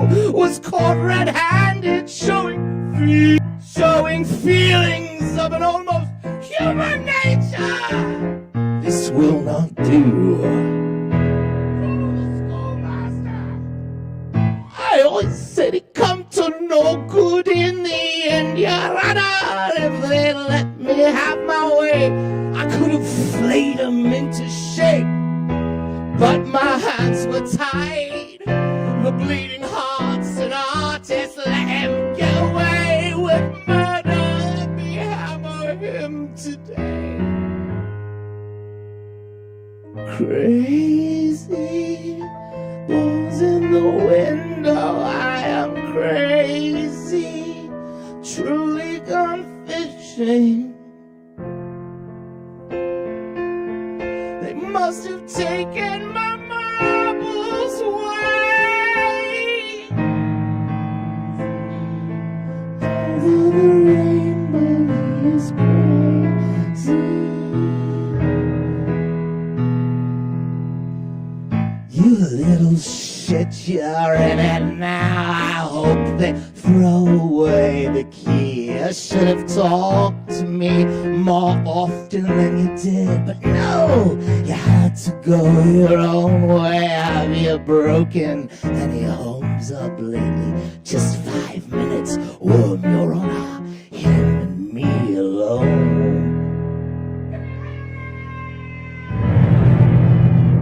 So mother, baby, let me hold you in my arms. But I never wanted him to get in any trouble. Why do you ever have to leave me warm, Your Honor? Let me take him home.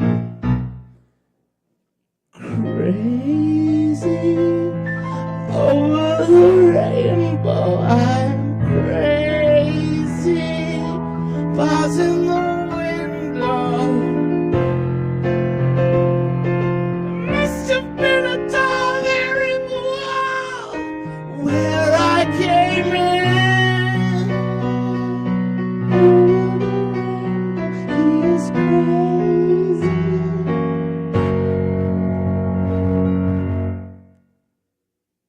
The evidence before the court is incontrovertible. There's no need for the jury to retire. In all my years of judging, I have never heard before someone more deserving the full penalty of law. The way you made them suffer, your exquisite life, mother, fills me with the urge to defecate. Since, my friend, you have revealed your deepest fear, I sentence you to be exposed before your peers. Tear down the wall!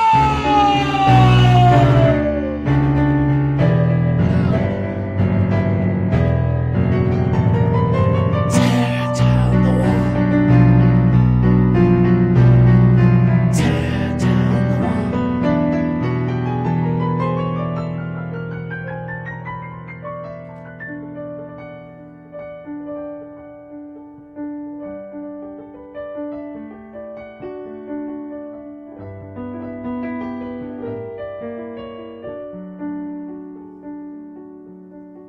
All alone or in twos, ones who really love you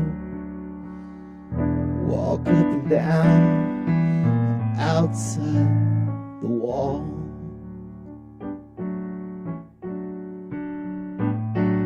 Some hand in hand, some gathered together in bands. The bleeding hearts of the artists make their stand.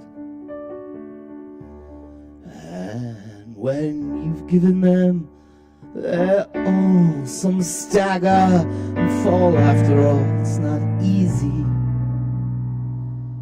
banging your heart against some mad bugger's wall.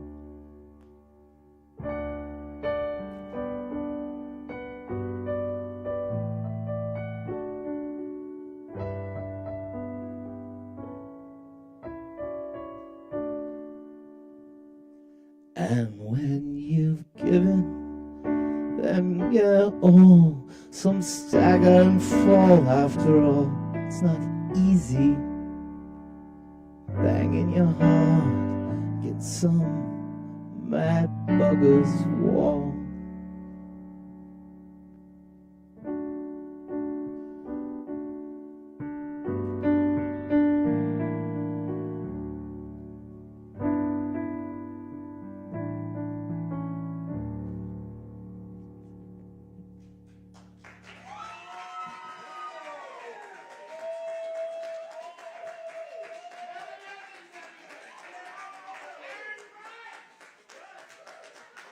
That's Chris Madrano. Got Aaron Price there. Hell yeah. Let's let it. Whew. It's some heat now. It's some heat. All right, I'm going to read a piece called Love Alone. Yeah, it's about all your different intimate or non-intimate situations and all your emotional hang-ups and explosions, all that good shit.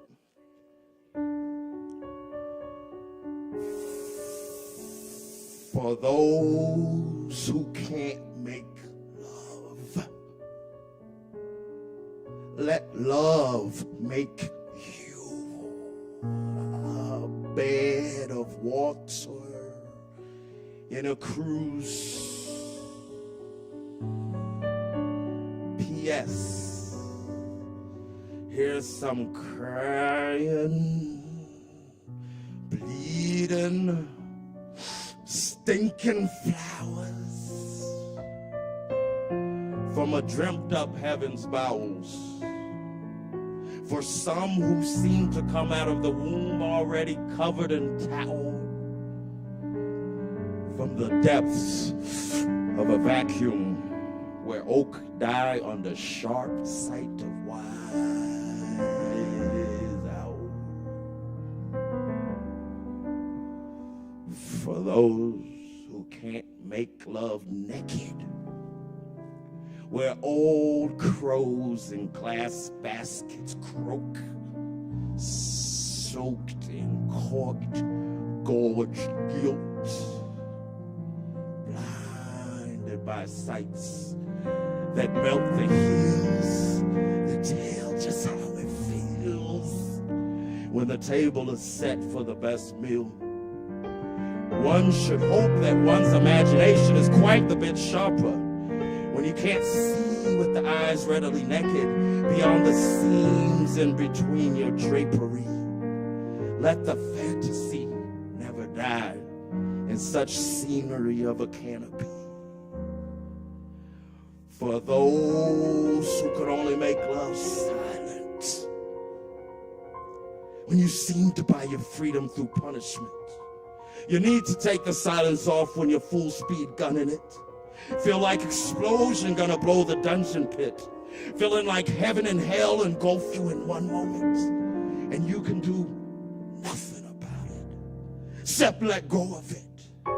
When all of your demons and angels are confronted, you're forced to run free in captivity amongst all of them. Still you can't say nothing. Those who can only make love with their eyes closed, toil over all the things that you chose, all the things that you owned.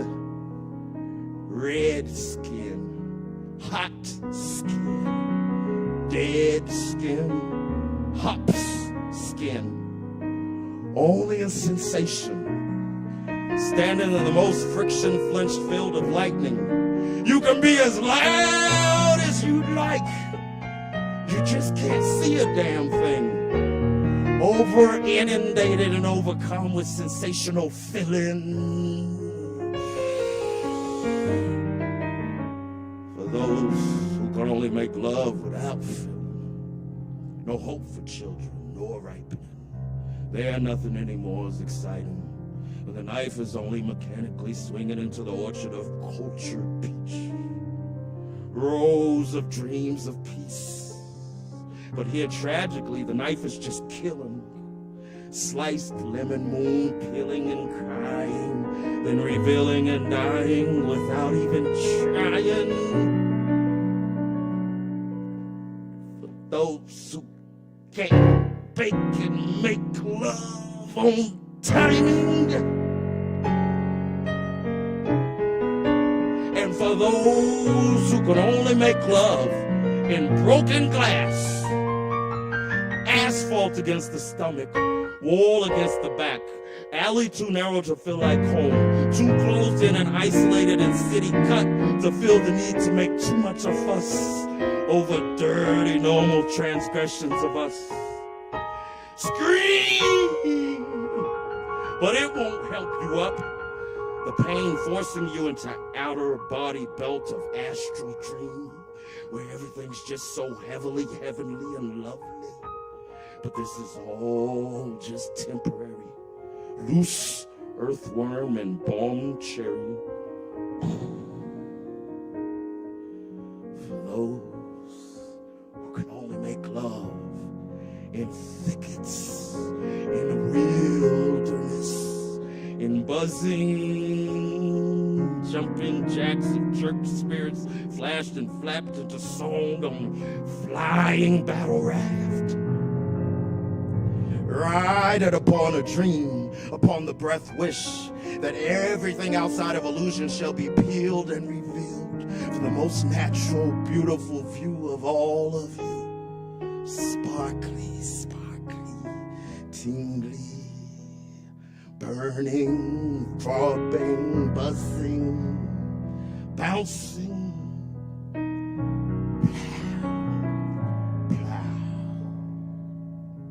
But you always hang your head down low, when in the end, you have to go home now. Celebrate and take it with you when you are homebound. Heaviest harvest acorn lightly torn from the mouth of cream coffee red velvet squirrel. A feeling weighted into the aura, as if with such a happening held in hand is whole world. For those who can only make love in fire, the torch and baton hurling twirl, the bed only acceptable as aggravated, agitated tiger. When peace and quiet are murdered for higher drama notes that woke ghosts and excommunicated choirs.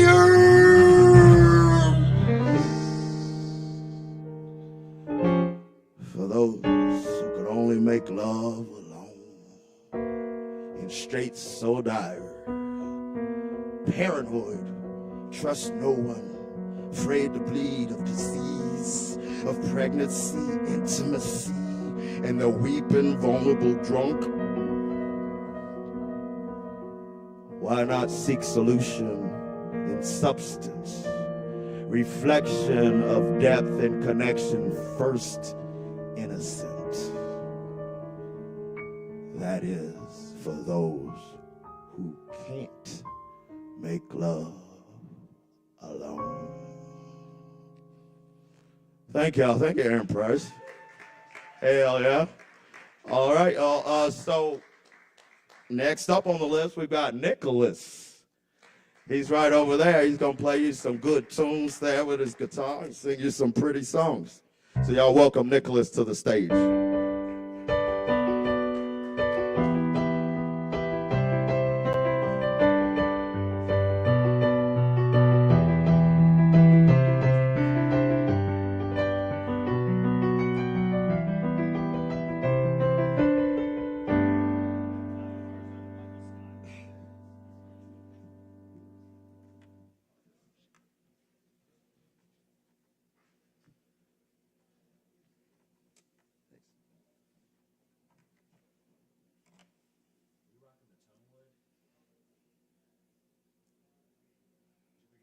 Get it to, I got the new one, it's like, the DI thing is different than what I'm used to.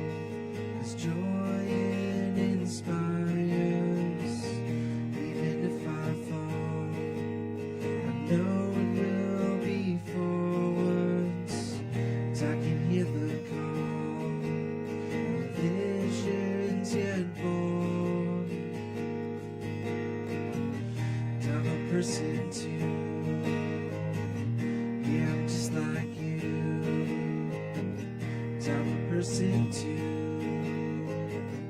Yeah, I'm just like you. Limitless, and nothing can stop us. Fearless, strength lies within us. Oneness, the energy unites us. Peacefulness, the past left behind us. We are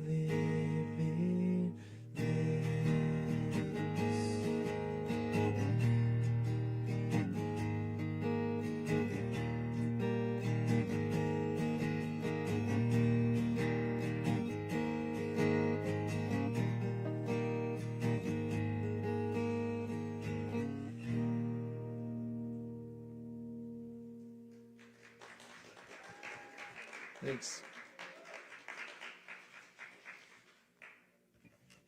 That one was called Limitless. I read it a while ago, and yeah, I'm going to play an older one called Dark in the Light.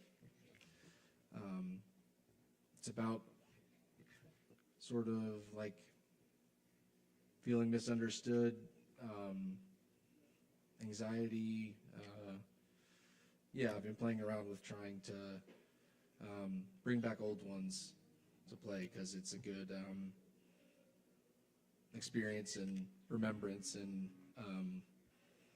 its music is very cathartic to me. So oftentimes when I play, it's about tapping into that energy, whether it be a more recent song or one that haven't played in a while. So here it goes.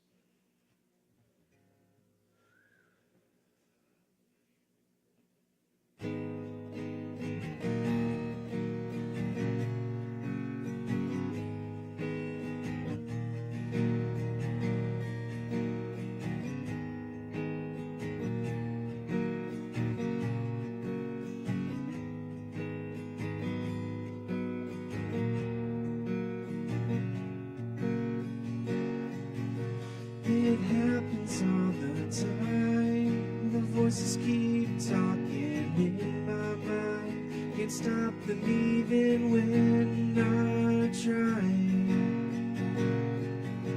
And the silence is all you hear.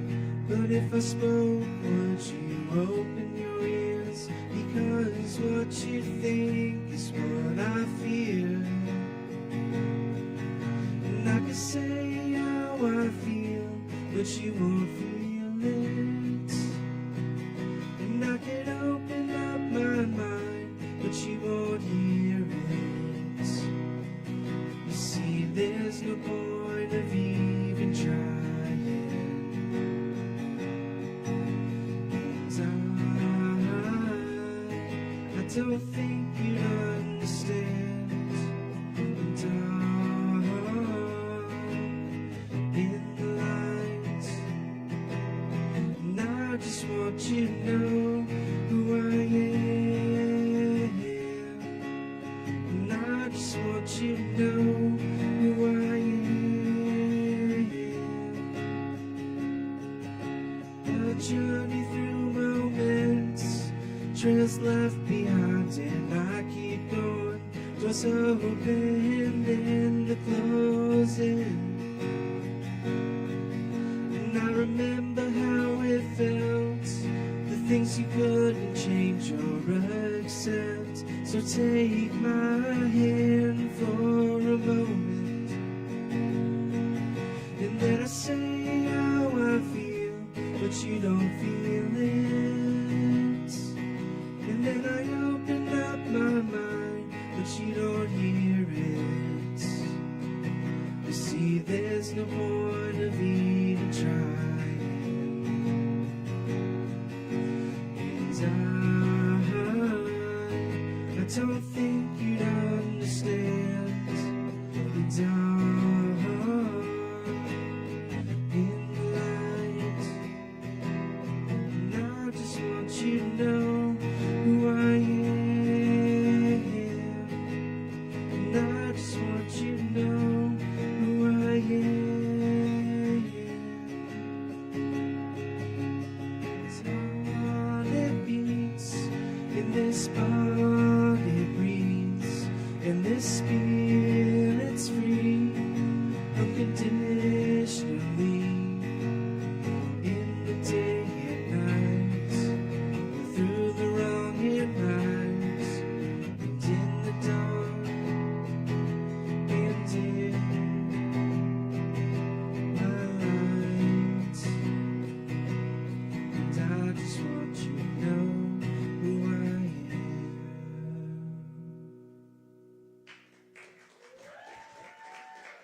Thank you.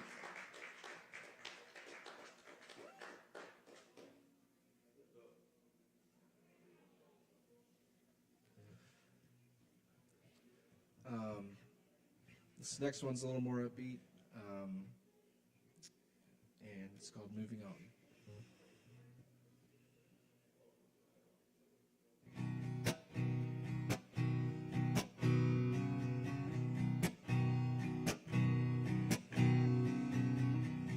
Spending our days figuring out what is life and what it's about. And we keep moving on, finding our way to the light. But here we are, still dark as night, and we keep moving on. This world has got a hold on me.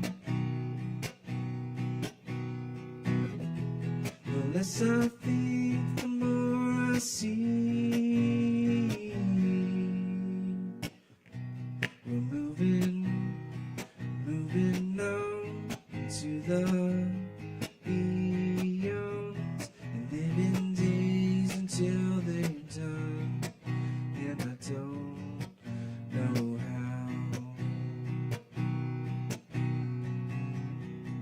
Looking out for better days, moving through so many ways on endless roads, creating our work for all to see, expressing who we're meant to be as we dream out loud. This world has got a hold on me. The less I think, the more I see.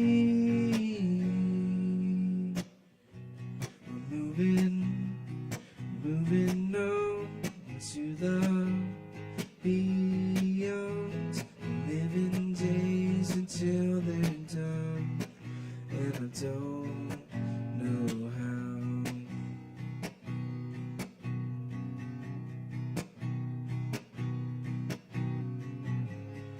Don't wanna wait and stand by as time waves goodbye. The world keeps changing before my eyes, and I'm just here along for the ride.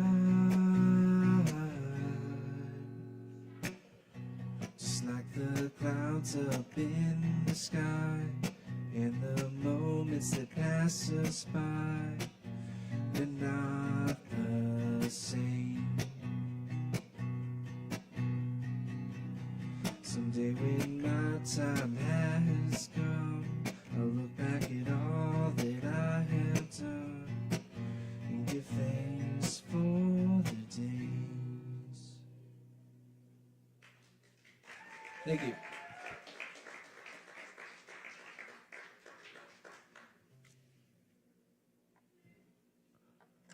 All right, let's keep it going for Nicholas.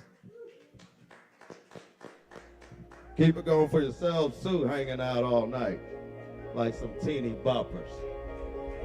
All right, next up on the stage, we've got America's James. Y'all welcome America's James to the stage. Give him just a second, get set up and whatnot.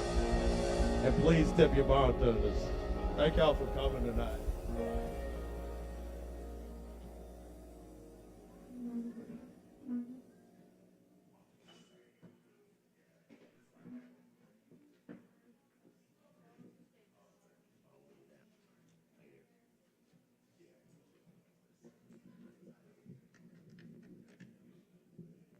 Drop it down to right about there. Yeah, that's probably good. Chickity chick chick chick. All right, Kava Bar, Whew. How I've traveled through these walls. I first played where it was near Storm, if anybody remembers where that used to be. And then my favorite place in the Glass Box at Eagle Street. And then the last time I played a rehab ago, this place was smaller. Much smaller and different. And I love this right here. In the spirit of birthdays, y'all get the birthday song. We're getting high as a family on Christmas Day. We're rolling up the doobies, but we're calling them J's for Jesus.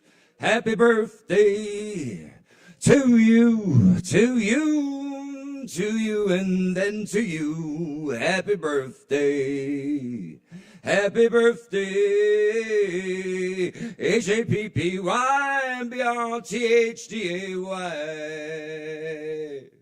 Happy birthday. Happy birthday to you.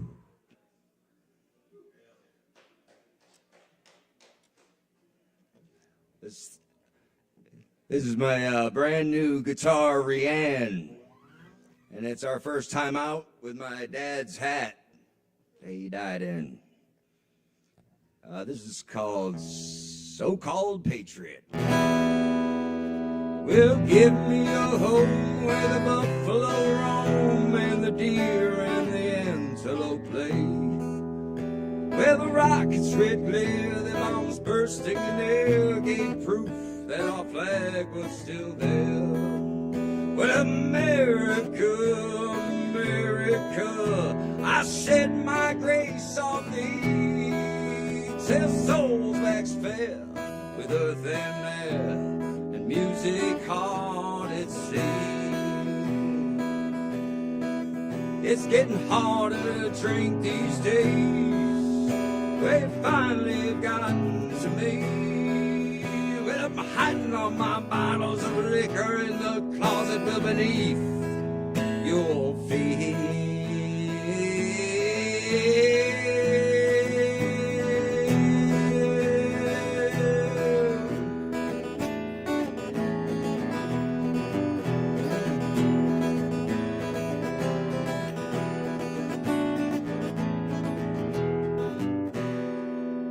How often at night when the heavens are bright with the bright of this glittering stars, where it catches the gleam of that morning's first beam, now reflected glory shines, where the silence in this household like a nuclear bomb, where this flash of your greatness and then you were gone. I look to the horizon and it's always the same. I'll always be this loner just playing the game. It's getting harder to drink these days. Well, you finally have gotten to me. Well, I'm hiding on my bottles of liquor in the closet beneath your feet.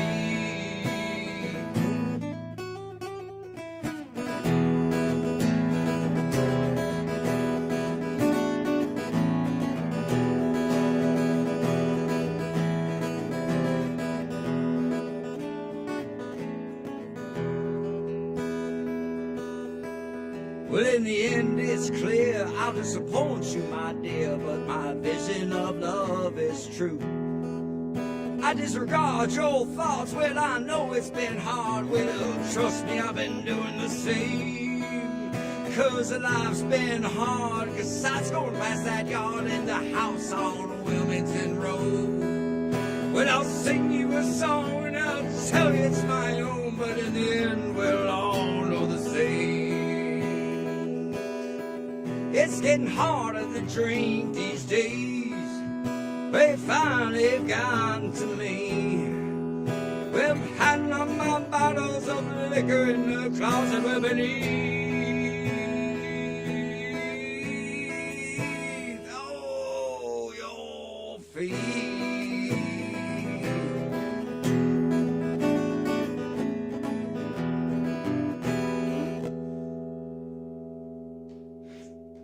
Thank you very much. We're going to call this one, I can't remember what we're calling it.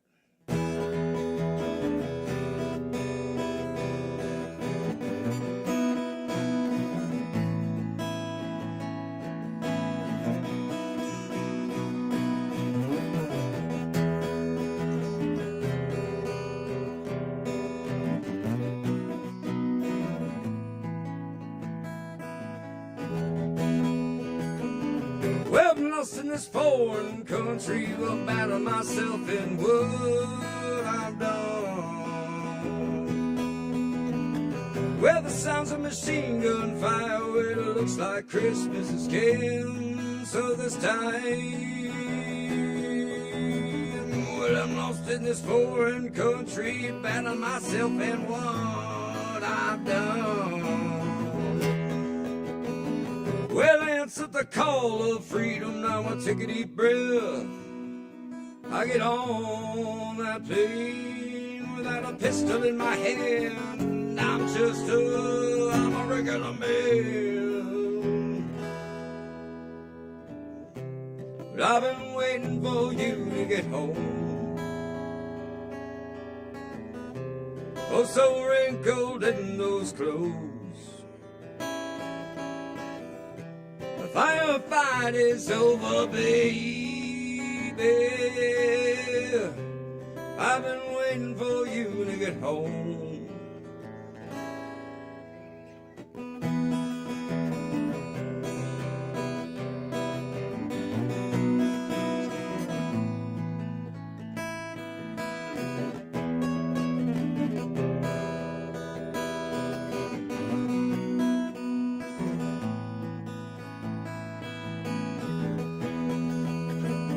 Well, I'm lost in this foreign country, battle myself in what I'm done.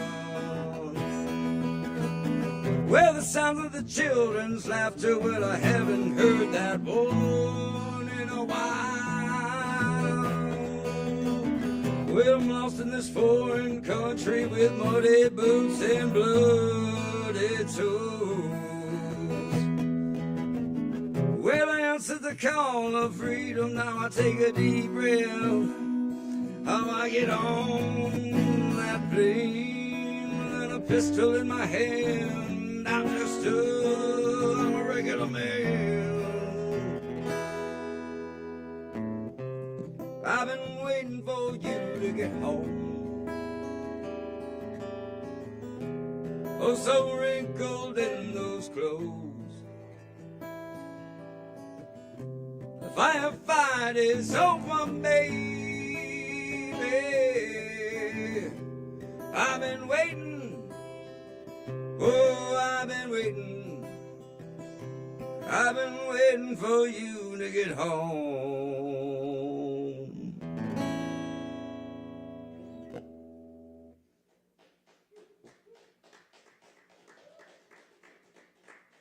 One more? You got one more in you?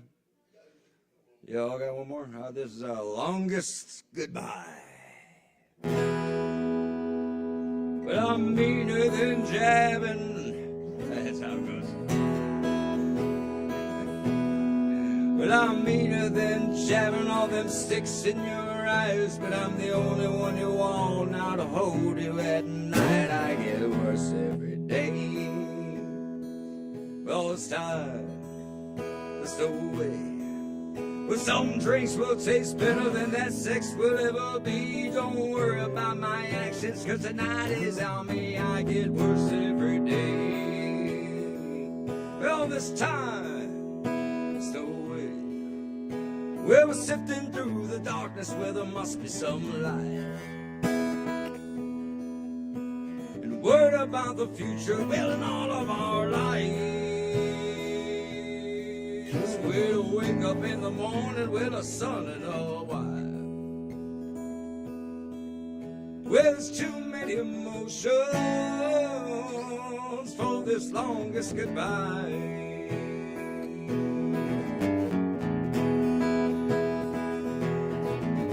I'm louder than you ever want me to be. I've seen too many photos, I want you agree I get worse every day.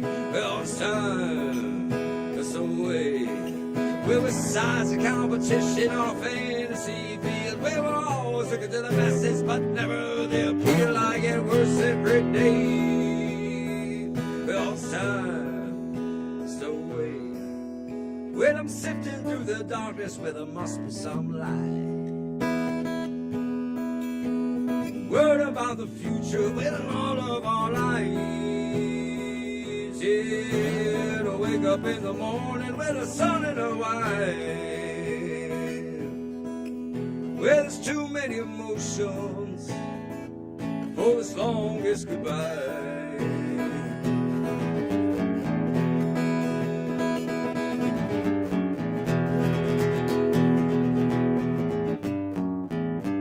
My performance ain't that perfect, but you've heard that before. No need to just lay there and settle. I get worse every day. Well, it's time to stow away. 'Cause I'm meaner than jabbing all them sticks in your eyes, but I'm the only motherfucker you wanna hold at night. I get worse every day. Well, it's time to stow away. We're sifting through the darkness where there must be some lights. Getting word about the future and all of our lives. Yeah, when I wake up in the morning with the sun in the white. Well, there's too many emotions for this longest goodbye.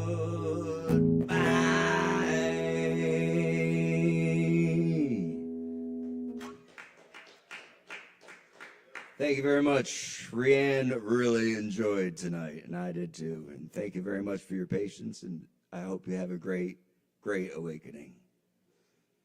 We good to unplug, brother? America's James, y'all. Hell yeah, let's keep it going for America's James. Thank you very much. And is that Ryan? Is that the name of the guitar?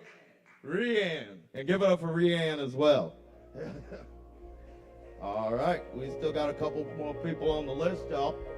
So let's welcome Wiley Robinson to the stage. He's been patient all night. He's been here.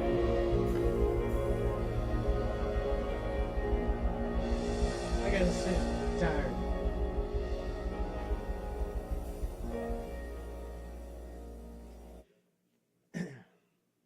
Thank you all for taking time out to listen to me. My name is Wiley Robinson, and I write poetry. A long time ago, there was a poet by the name of Ovid. He lived during the time of Augustus Caesar. He was exiled. He wasn't executed, so it must not have been that bad. He wrote this: I am dragged along by a strange new force. Desire and reason are pulling in different directions. I see the right way and approve of it, but follow the wrong. My poem is called Desire and Reason. Companions often at odds, existing together inside a complex cell, each seeking to conquer the other. Desire is the seductress. Reason, the cold splash of icy water. Who follows whom? To desire reason is unusual. To reason with desire, futile. One is red, the other blue.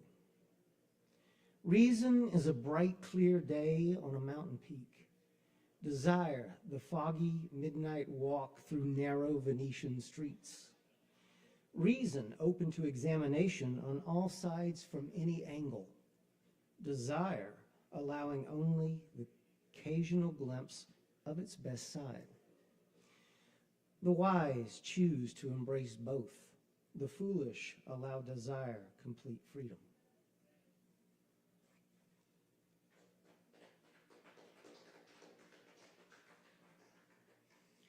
I lived in New Orleans for a number of years, and I used to love riding my motorcycle down River Road when they were burning the sugarcane fields. This poem is called Rive Orientale. Smoke lays gently upon the brown, broken stalks of the sugarcane field. Stalks bent and waiting for the flame to walk its way near. Sweet caramel taste rising above the orange fall sun, resting just above the edge of the world. Cold wind sliding up my sleeves as I grip the handlebars' familiar warm leather. This old river road, infinite, but also too short. My worn front tire rolling by these fields that have surrendered their liquid candy without protest. This temporal second passes to become a minute, to become an hour. That hour gone, never to be experienced again. I will return one October day to take another minute that I do not own and cannot have back. When I return, I will be more careful to taste the caramel fire's candied treat caught up in the autumn refrain. Another minute I do not own and cannot take back.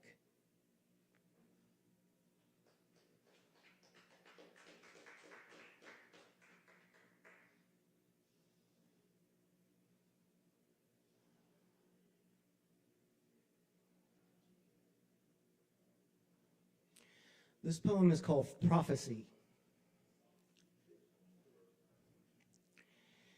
If I could see the future, said the man who loved once in the past, I would see one lonely dandelion wishing for passage to a land of bright June mornings and a soft place to land each feathered pip.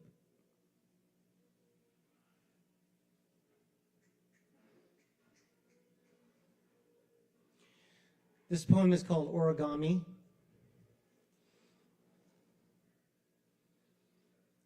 It was written during a time of great stress.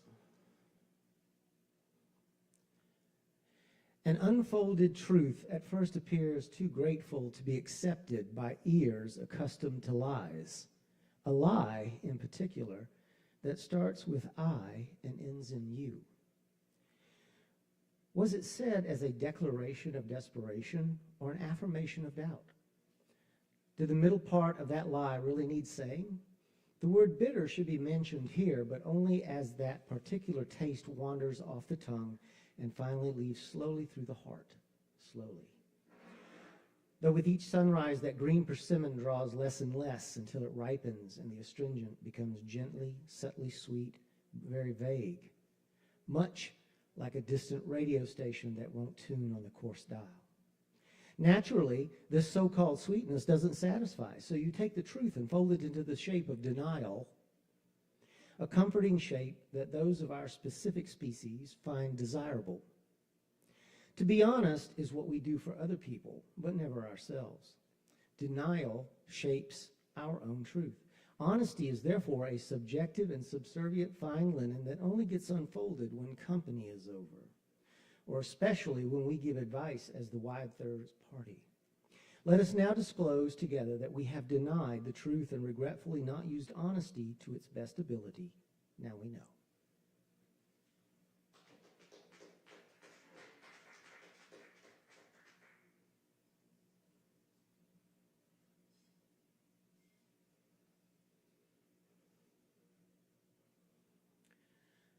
This song is called Dance.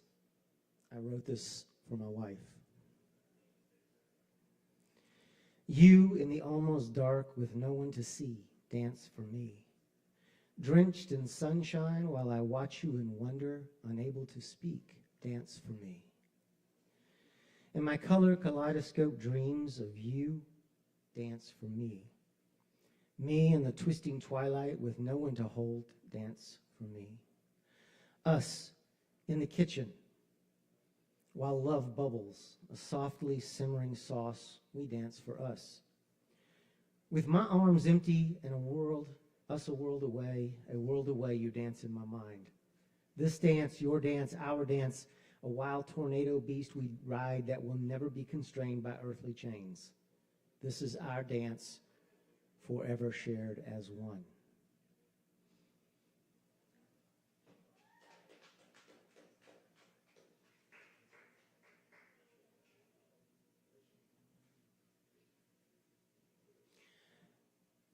This poem is called Fate.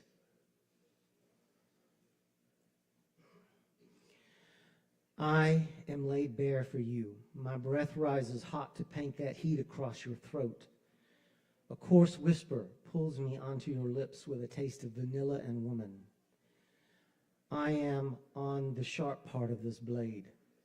My pulse rips hard against soft. This is what we want now. Frantic rhythm pushes us faster. We cannot breathe and do not care. This sweet hunger strikes without repentance. Finally sated, sleep consumes the fire. Yet heat lingers while loving whispers float softly about. Whispers that confirm the future forever.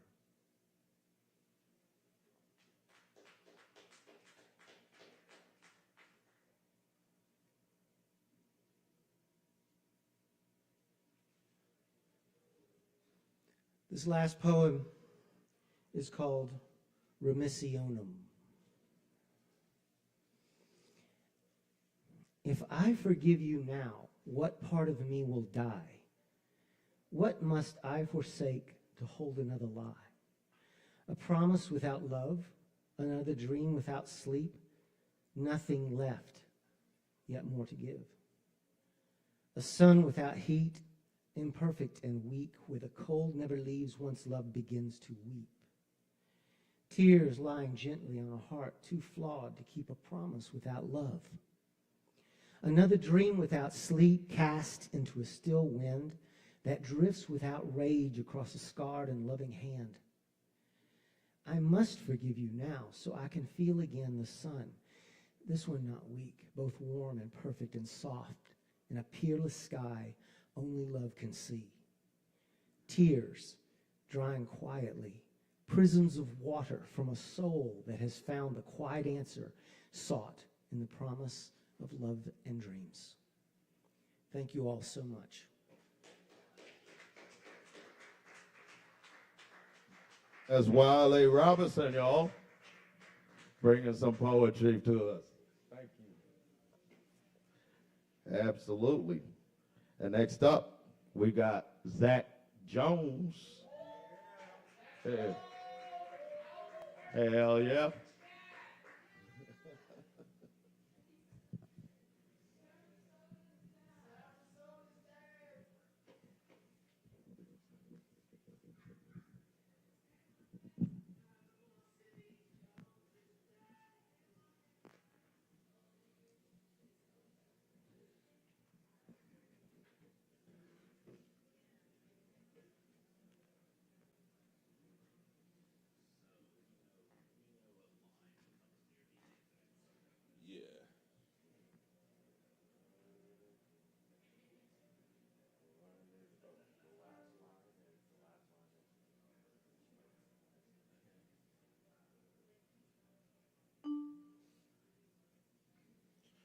I'm going to do a couple of cover poems from the great Jack Kerouac.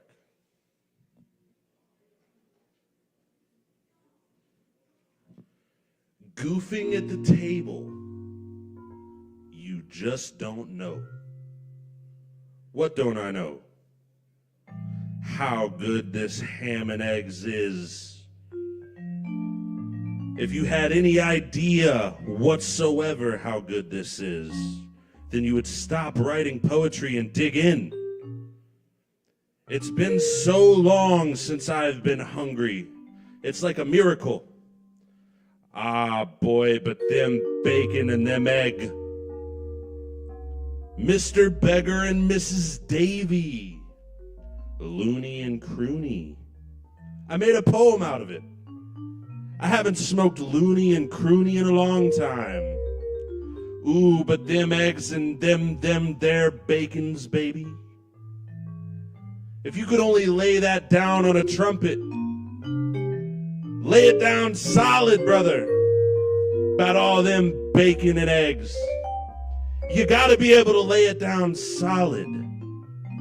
All that loony and froony, frakins, akins, and begs. Lay it down, all that beep boppy, beep buddy. I didn't took, I could think so, beep boppy boppy. Looney and Junie. That's where they get kind of hysterical, you know. Looney, Booney, Juner, Mooner, Moon, Spoon, and June. Don't they call them cat men that lay it down on the trumpet? I call them cat things. It's kind of cute, isn't it? William Carlos Williams. I had a slouch hat too one time. The old slouch hat. I just keep walking around. He keeps walking around with me. Around and around that necktie counter we went. And when it rained, I wore my old slouch hat. It was a good felt that I had to carry through many a rainy day, late fall and early spring. Perhaps it was a rainy day and the house stick might have saw that each tie on that ring was worth $6. Brooks Brothers, $60 worth of ties. Slacks and peculiarities. I couldn't even find a pair of slacks I thought it was suitable to wear. Wrapped one pair around me and pinned it in with a safety pin. Pulled up my trousers, went out and looked at myself in the mirror. Oh no, those won't do, and I walked out. Wrapped the slacks around my waist, took 2 other pair, went to the mirror, threw them at the salesman and said, no, those won't do, good afternoon, and walked out.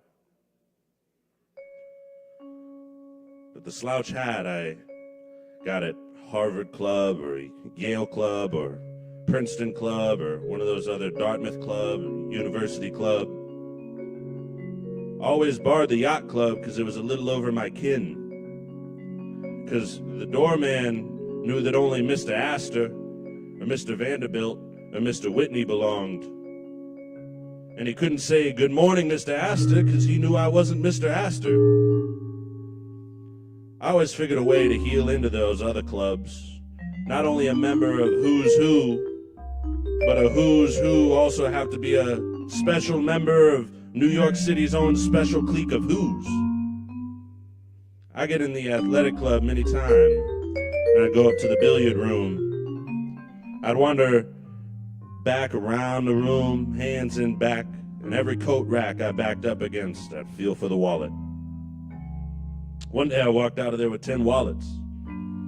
Bellboy looking me over. Pretty soon a very dignified looking gentleman come up and buzz the bellboy. He says, who? And I says, man told me his name while we were drinking at the bar, and he told me to meet him in his billiard room at the athletic club, but I don't see him, so I better go. Well, tell me about the old slouch hat. Oh, one of my numerous trips to one of the numerous clubs of New York City. The hat finally was left in a hotel, which I had to leave rather hardly one night, never to return. So the hat was given to the cast-offs of the hotel, which they collect in rummage sales. It may now be worn by one of the members of Skid Row, New York City, the Bowery. I seen that hat by moonlight. Yeah, I had a pointed mustache, and I mean pointed, half an inch from here. Double-breasted vest and a derby hat and striped trousers, English shoes, black, very pointed. They were Hannah shoes. People on Broadway turn and look at me. The worst is yet to come. I had a prize nez with a long black ribbon down to my buttonhole, and I wore a carnation, white or red. Boy, did I look like something. A year later, I got caught. I was dressed differently and everything, but boy, that mustache and that prize nez was really out of this world. I used that outfit 6 months. Finally had to pack it in because it was too well worn. Prize nez was in a coat I stole. Mustache I grew in the sanatorium while I was taking one of my numerous drug cures. My mother come to see me. She says, oh no, cut it off. I'm just having a little fun, Mother. Took it on the lam and went to Canada. Late at night, I'm full of morphine and I come down full of goofballs too. This guy had a ventriloquist doll and he gave out this Texan ventriloquism routine. Hello, sucker. We like your money as well as anybody else's. As a matter of fact, the bigger your role, the more we take you. He used to get everybody interested with that doll and cut out silhouettes, put stripes in your tie, wound up in his room, gave him a shot of morphine. Out on the highway, I thumbed a ride into Buffalo, and I put the bum on a guy for something to eat. He said, eat in my drugstore. So we went in back and had corn on the cob and boiled potatoes. Said, say, fella, I always hear people talk about morphine. What's it look like? He showed me. He had a cabinet full. He had bottles of hundreds, quarter grains, half grains, Pennapod, Dilaudid, everything. Soon as he tended to the customers, I emptied the bottles and got out of there pretty quick. Bought a safety pin in Buffalo and took a shot in the toilet. Come out, saw a fella shaving, his coat hanging there, hung my own coat, gave his coat a brush with my hand, felt his wallet, washed my hands, went out and took off with the wallet. So I started on a shoplifting spree in Buffalo. It was about 1910. Wasn't very experienced at it. Started out with a top coat and sold it in a taxi cab stand. Next day I decided to get myself some suits. I went up, I had a suit box, and I walked out. And I put the suit box on one of his dressing rooms, looked and fooled in the mirror, went out and I hawked those too. Next day, like a damn fool, go out to the same store. But I got a newspaper instead of a suit box. Thought I'd try a new routine. Two guys kind of watched me. I went up, wrapped myself in two suits, went to the elevator. Bottom gentleman tapped me on the arm. He said, will you come with me, please? And in the county jail, they ate for breakfast, you got oatmeal with 1 spoonful of molasses. For lunch, stew, mostly bones, graveyard stew. And for supper, dinner at night, beans. And you couldn't smoke.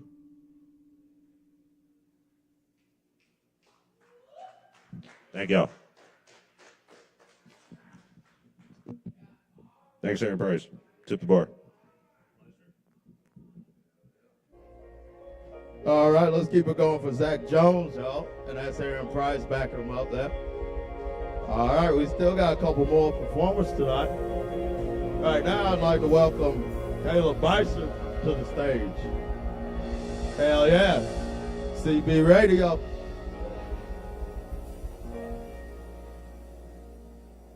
Hell yeah. Thanks, Kevin.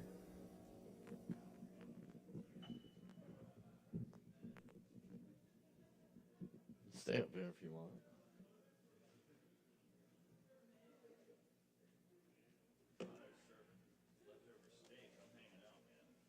Okay, good. Yes, we are in it for the long haul tonight. Oh, yes. Okay. Thanks, y'all. Good to see everyone. I'm gonna do a few poems. This first one's called Mariposa.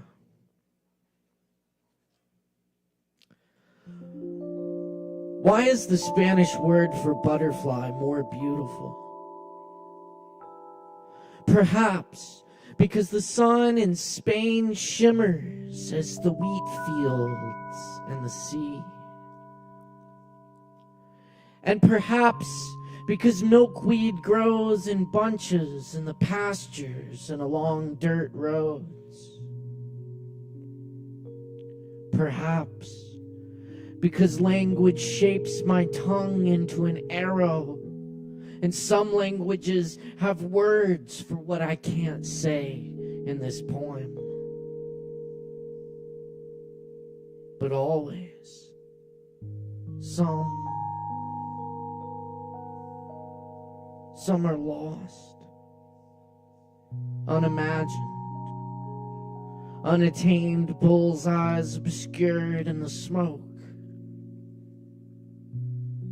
But only through this arrangement do I begin to express anything close to wonder of the arid plains of Cordoba, or the cold cervezas and aromas of cooking fish on the beaches at Malaga, or the old woman living in the hills above Granada, following its winding rivers that carry orange blossoms like little lost bridal veils from some happy party upstream from here. The faint shouts and laughter, a flicker of firelight dashes across the treetops. We must be so close to beauty. A mariposa always remembers where it's from. Generations of them fly home over flowers and tundra.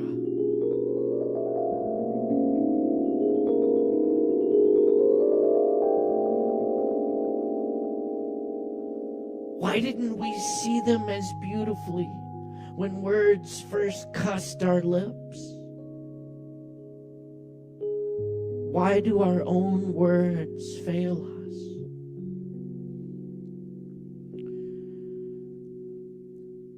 It takes only 12 days for a caterpillar to transform from chrysalis, sleeping in its milky whiteness, to butterfly,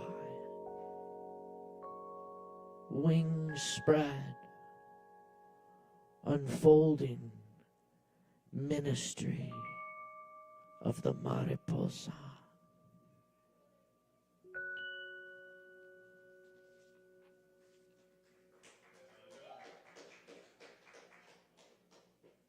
Here's a somewhat newer one. This one's from this past summer. It's called Walk. We might have done this before.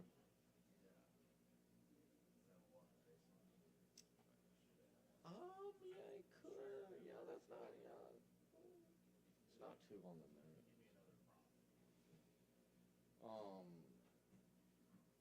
No, I like that. I'll do it. I don't like kind of inspired by Robert Lowell. All right. I'll just jump into it. I guess it's kind of quick. Walking around the lake, I see fallen trees reaching from the water with green leaves. My mind takes a walk. I see days with their brightness gone over the hillside, the dam holding back the lake, the trees crocheting the sun on the lake, my mind hiking mountainsides and jumping into sky. The rain in the other valley, I hear its thunder.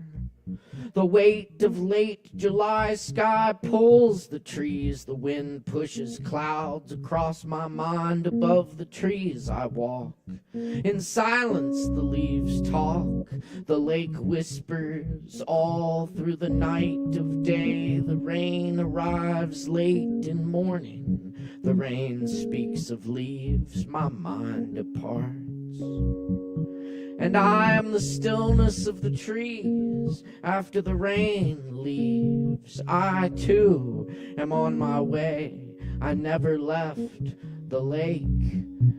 I never left.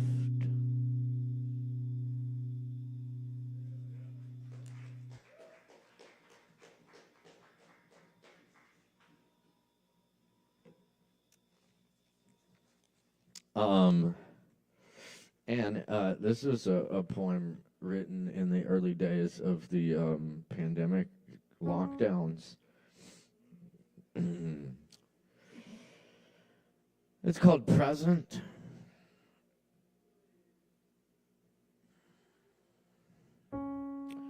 The dog points her ears at the moon, a full moon, rising through trees and snow clouds. Dark blue evening sky, full of action. Weeping blankets on the highways in the little town of houses with yellow windows. I pass the time as best I can, from one horizon to the other. We sit together in silence, saying everything we needed. Now the silence does all the talking. It is the sound of knowing we are safe for this one moment. It is the sound of knowing our presence is enough. It is the sound of the wind and the empty bus going by. It is the sound that the dog hears when nothing else stirs.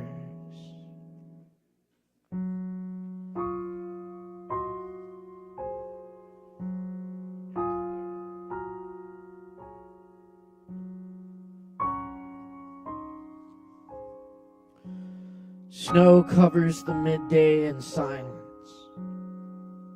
Alone between spaces and the atoms that make us, we hold on.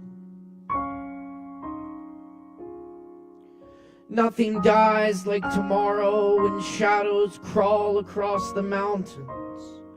Breaths of fire part ocean, solace, in that we can never finish before the mind is gone. And mushrooms and grasses grow us into children we never had.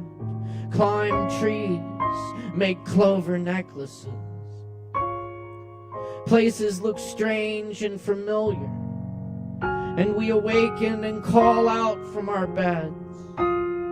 Earth shakes and moans under the weight. Great flocks of birds escape over our heads, landing in that country field where lost balloons end up, like hopes we forgot. Memories turn yellow like the paper we write on. What remains is the holding that fills the spaces.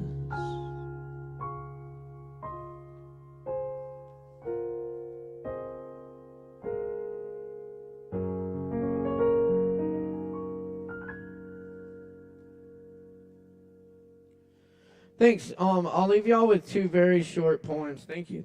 Those were original. These are not by me. This one's by W.S. Merwin, and it's called "For the Anniversary of My Death."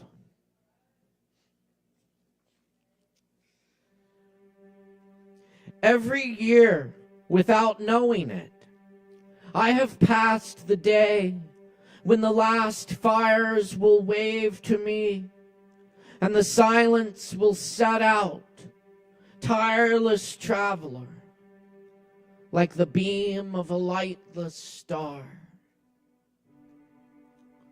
Then I will no longer find myself in life as in a strange garment, surprised at the earth and the love of one woman and the shamelessness of men.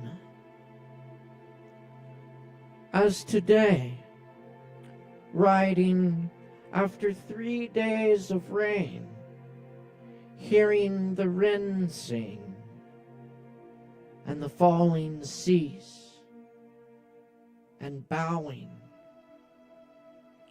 not knowing to what.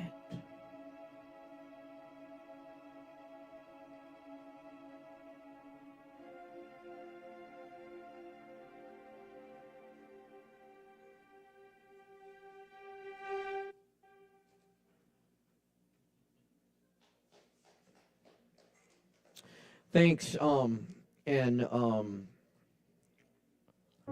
This last poem I wanted to share is a very new poem by the great poet Cornelius Eady.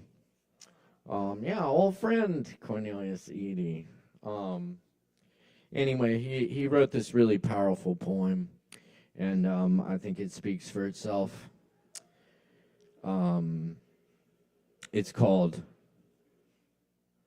Renee Nicole Good is Murdered.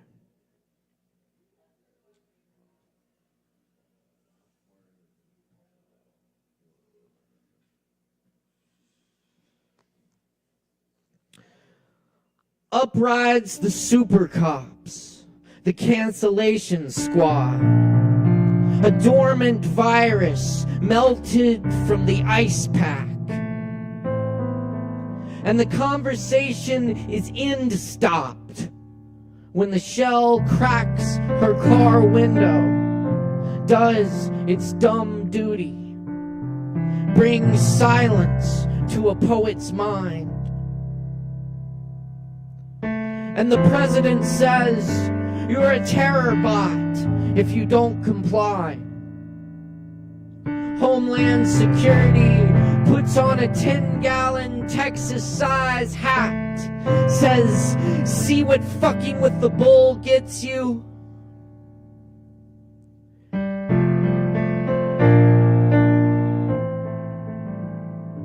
There is a picture of her just before it tips rancid, just before she's dragged into how they see her.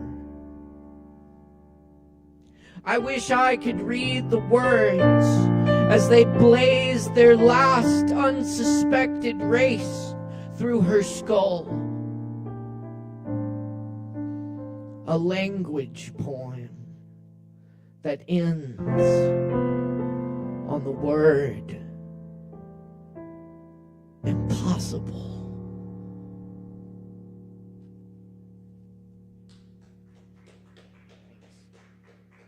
Thanks, y'all. Aaron Price on the piano.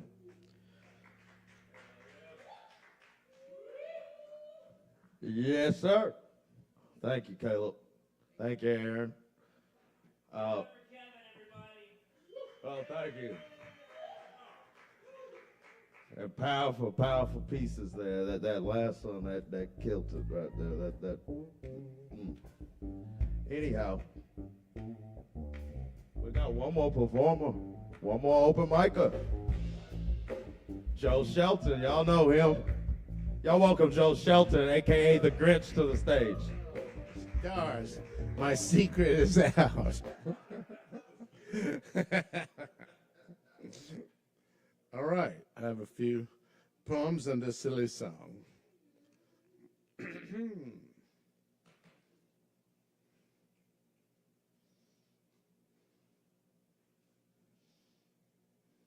darn it. Come on, technology.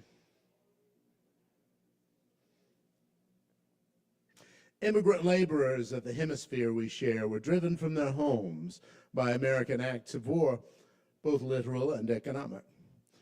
Those laborers are both prohibited and required, and once here, they labor in fields to make the animal feed. They labor in factory farms to raise the hatchlings to chickens. They labor in chicken processing plants to turn the bodies of the chickens into something called a nugget. I ordered 6 nuggets from a restaurant that pays people as little as the franchise location of a distant corporate headquarters can get away with. Not too long ago, that same corporation produced and printed a budget to explain to the silly poors how to live on their meager wages. That fantastical budget had one main requirement, that the employee have a second full-time job. Here now, I sit in my car, my running car, with the air conditioning on, next to a small scenic lake in the middle of my predominantly white town, eating those perfectly engineered food-alike nuggets. In the near distance, a cormorant is perched on a pylon that's sticking up out of the lake bed. He's fishing. On my way around the lake during my health walk, I will responsibly deposit the trash in the trash can so that it can go to the landfill to rot, or in the case of forever chemicals, remain forever, as the name suggests. I don't feel guilty. but I am, of course. I've surrendered to it all. Today, I'm an American.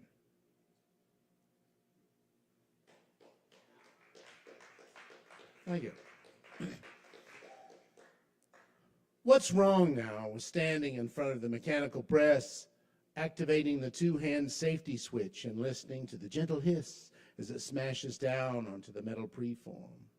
3, 2, 1, and the timer reads all zeros. And what was wrong with tilting the deep freeze refrigerator door up onto one corner and then flipping it up onto the USB work table to check it for scuffs, dents, and scratches?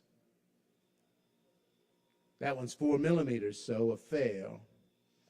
What was wrong with flipping the numbers on the spiral binder, climbing a stepladder, and then sliding them into the slot along the top of the pricing sign atop the end cap of Seafoam? $2.88. What was wrong with loading the books onto an angled rolling bookshelf, shuffling and reshuffling them until they're all in the same order as the invoice? 26 titles, 26 monographs. And was there anything at all wrong back when I was counting the drawer down and doing the last cash drop before the shift change? And 2 rolls of pennies makes $203. Nothing at all was wrong, or was ever. It's not euphoria, it's not agony. It's dull and it's normal and climate controlled. Feels like work, because it is work. I again activate the two-hand safety switch and listen to the gentle hiss as it smashes down onto the metal preform. 3, 2, 1, and the timer reads all zeros. I untether from the world to float and meander in an ether that's teeming with cumulonimbi of schemi, fluffing and twisting into the shapes of old tasks. Once drifting among and through those clouds, I empty the decanter of the self into the noble exploitative chalice of work and am imbibed and dissipated and dissolved, and yet remain. With the beep of the time clock at 11 p.m., I'm reborn.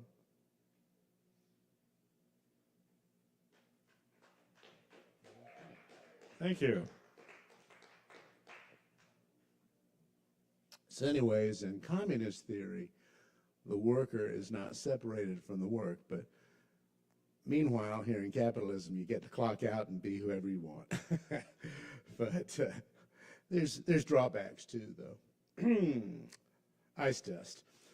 On the windward wall of my boyhood home on Laurel Lane, the window panes are frozen over entirely. Mom and I live here year-round in a summer cottage whose exterior walls are too thin for a tough winter, and we're having one. On the sunny side of the house, each window in my room has a clear oval, the center like a porthole. Outside, a howling wind shakes the place. It moans and whistles. Ice dust is sparkling and swarming in murmurations within the blinding morning daylight. Sometimes the glinting crystals dance when a breeze has evicted them from the rooftops or from the nooks and crannies of naked winter trees. Other times they cascade down in the still air as though sifted like flour. It all glints like mica. I turn the radio on and work the dial away from WISE 1310 all the way to the left. After George Jones wraps up a snippet of the sappy, insufferable twang of She Thinks I Still Care on WWNC, Scotty Road Armor tells me that students living in the high-altitude Arctic outpost of my Madison County ancestors and distant cousins will again be sledding and making snowmen today, but that we school children of Buncombe County will not. Buses will not go on icy roads, Scotty intones in his own baritone twang, but I don't live on one. This third ugly day after the snow has left a crust of a million tiny prisms on what's left. It crunches miserably underfoot as I walk down our brief driveway to Laurel Lane, stepping down in the tracks of my own footfalls from 2 fun-filled days. Was it greedy to want a third? I march down to Blue Ridge Road and stand red-faced and resentful in the blistering cold. I arrive first, followed by the Dyer girls, Heidi, then Heidi and Hansi Felsch, and Brian Boone, but not Jeremy, who caught cold. Rickety old Bus 93, which ought not to any longer transport students to Charles D. Owen High School, swallows up the Dyer twins and their sister Beth, issues a grinding sound from its transmission, and then rumbles away. About 10 minutes afterward, we middle schoolers pile onto frosty-windowed, chilly bus number 82 with our fellow unfortunates. We ride mostly in silence and to the scorching steam heat of Black Mountain Middle School, having learned a little already today.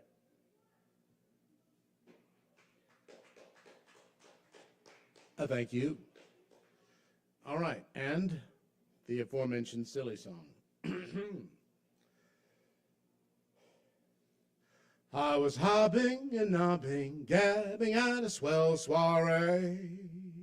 I sidled up to someone just in time for her to say, "Egad, what a night, it's hotter than Hades." I said I had that effect on some of the ladies, then gazed longingly into her eyes. But what she said, it came as no surprise. She said to buzz off briskly, told me to piss off quickly. I've got a special gift when I'm given the chance. I'm the life of the party, but the death of romance.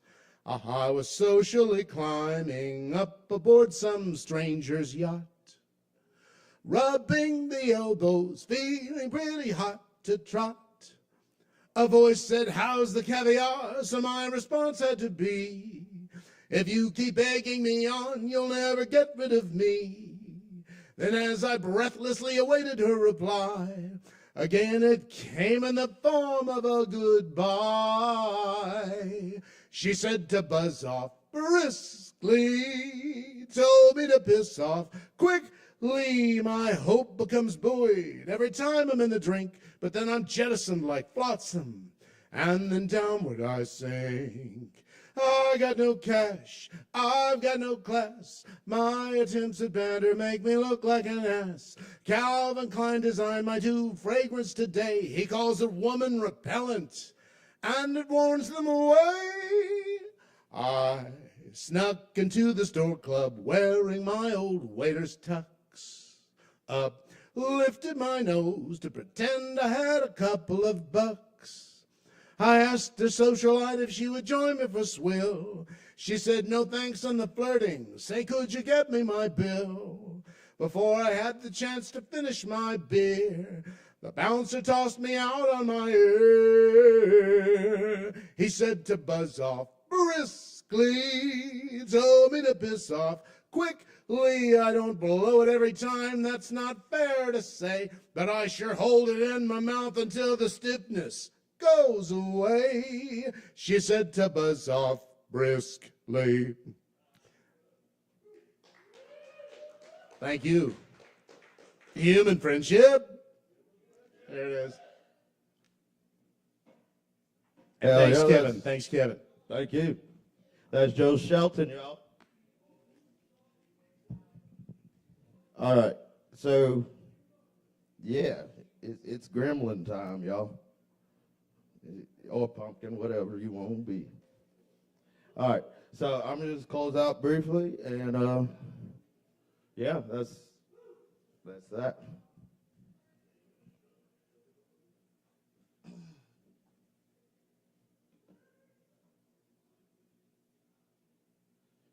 Oh, yeah, first of all, I got to do a little call-out, shout-out. Happy birthday, Caleb Beiser, CB Radio. Happy fucking birthday, first of all.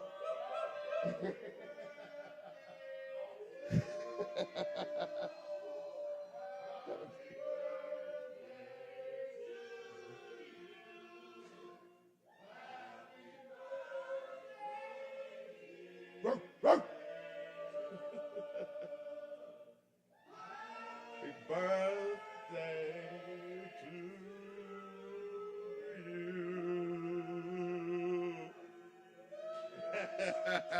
Hell yeah.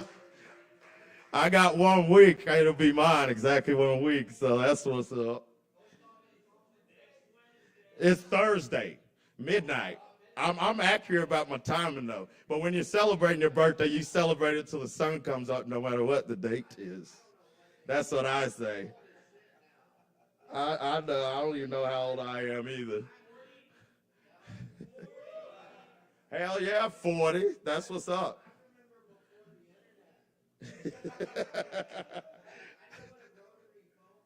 Oh yeah, me too. I hear you. All right, y'all. All right, but so speaking of birds, I haven't read this poem in a while, and it's not necessarily the happiest poem, but a lot of times when we think of birthdays or you gain another birthday, you think of people you lost. So I wrote this back in June 2024 when I lost my life partner to antiphospholipid syndrome, which is a rare form of lupus that only 200-something thousand people in the world have. But anyhow, so this was written in June, shortly after that. But one thing I want to say is, you know, we continue, we keep our good fights on and all that. But sometimes things happen that you'll never be the same after them, and it forms you. But you also have to remember to take little pieces of people with you, and they'll stick with you. You know, if you ever connect, they'll stick with you in some way or another. So it's not that you get over it, you get through it. This is called Our Sanctuary. I buried my best friend and companion at 42 yesterday, looking for a little knot of a bead of cool breeze at the crossroads. Hereby flown, stone to stone, lily to lily, flower to flower, leap toad, fly butter, and sweet pea bee in the sanctuary. An estuary to ferry, priceless thoughts. Piggy bank shotgun blasted, leaking the contents of heaven-sent, hell-bent heart. Rainbowed across the harshest arches. Running wild, loose, and rampant in the panting dog pit. Oftentimes wondering about spaceships, mothered and uttered under earth-gripped latches and handles on caskets. Give back and get back to the basics. Shaking and scraping dirt with shovel. Peeping the angles of gods, miniature silent angels, sprinkling light and sight through the timbers and meadows. Desperate, sweet cherries seeding gently into the ground from toppled over tree. There go you. There go we. From now on, I'll most likely feel like a piece of my earth body is always missing. But still, there go I. You said since you can't, that I have to live your life. My widescreen limited edition. We wanted to spend the rest of our lives together. Strange way and fate for it to happen. You're in that realm now, and I'm still down here stuck in this beautiful, mucky manhole pit. Lucky to be graced. Lucky to be graced in the face by shooting and falling stars. And there you are. But never to really die. You just always knew how to hide so bright in plain sight. It sucks that I can't hold you on our greatest comforts through heaven and hell with my earth arms upon your earth love calm. My eye in center of storm. My right are right even when dead wrong. Still now, certainly, I know you're home. Thanks, y'all. All right, so we gotta end it with the roomie. Grainy taste. Without a net, I catch a falcon and release it to the sky, hunting God. This wine I drink today was never held in a clay jar.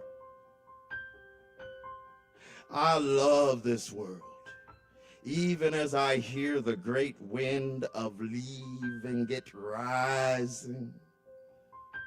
For there is a grainy taste I prefer to every idea of heaven. Human friendship. Love y'all. Let's do it again, right? Tip your bartenders, all the good stuff. Happy birthday again, fucking Caleb Bison. Hell yeah.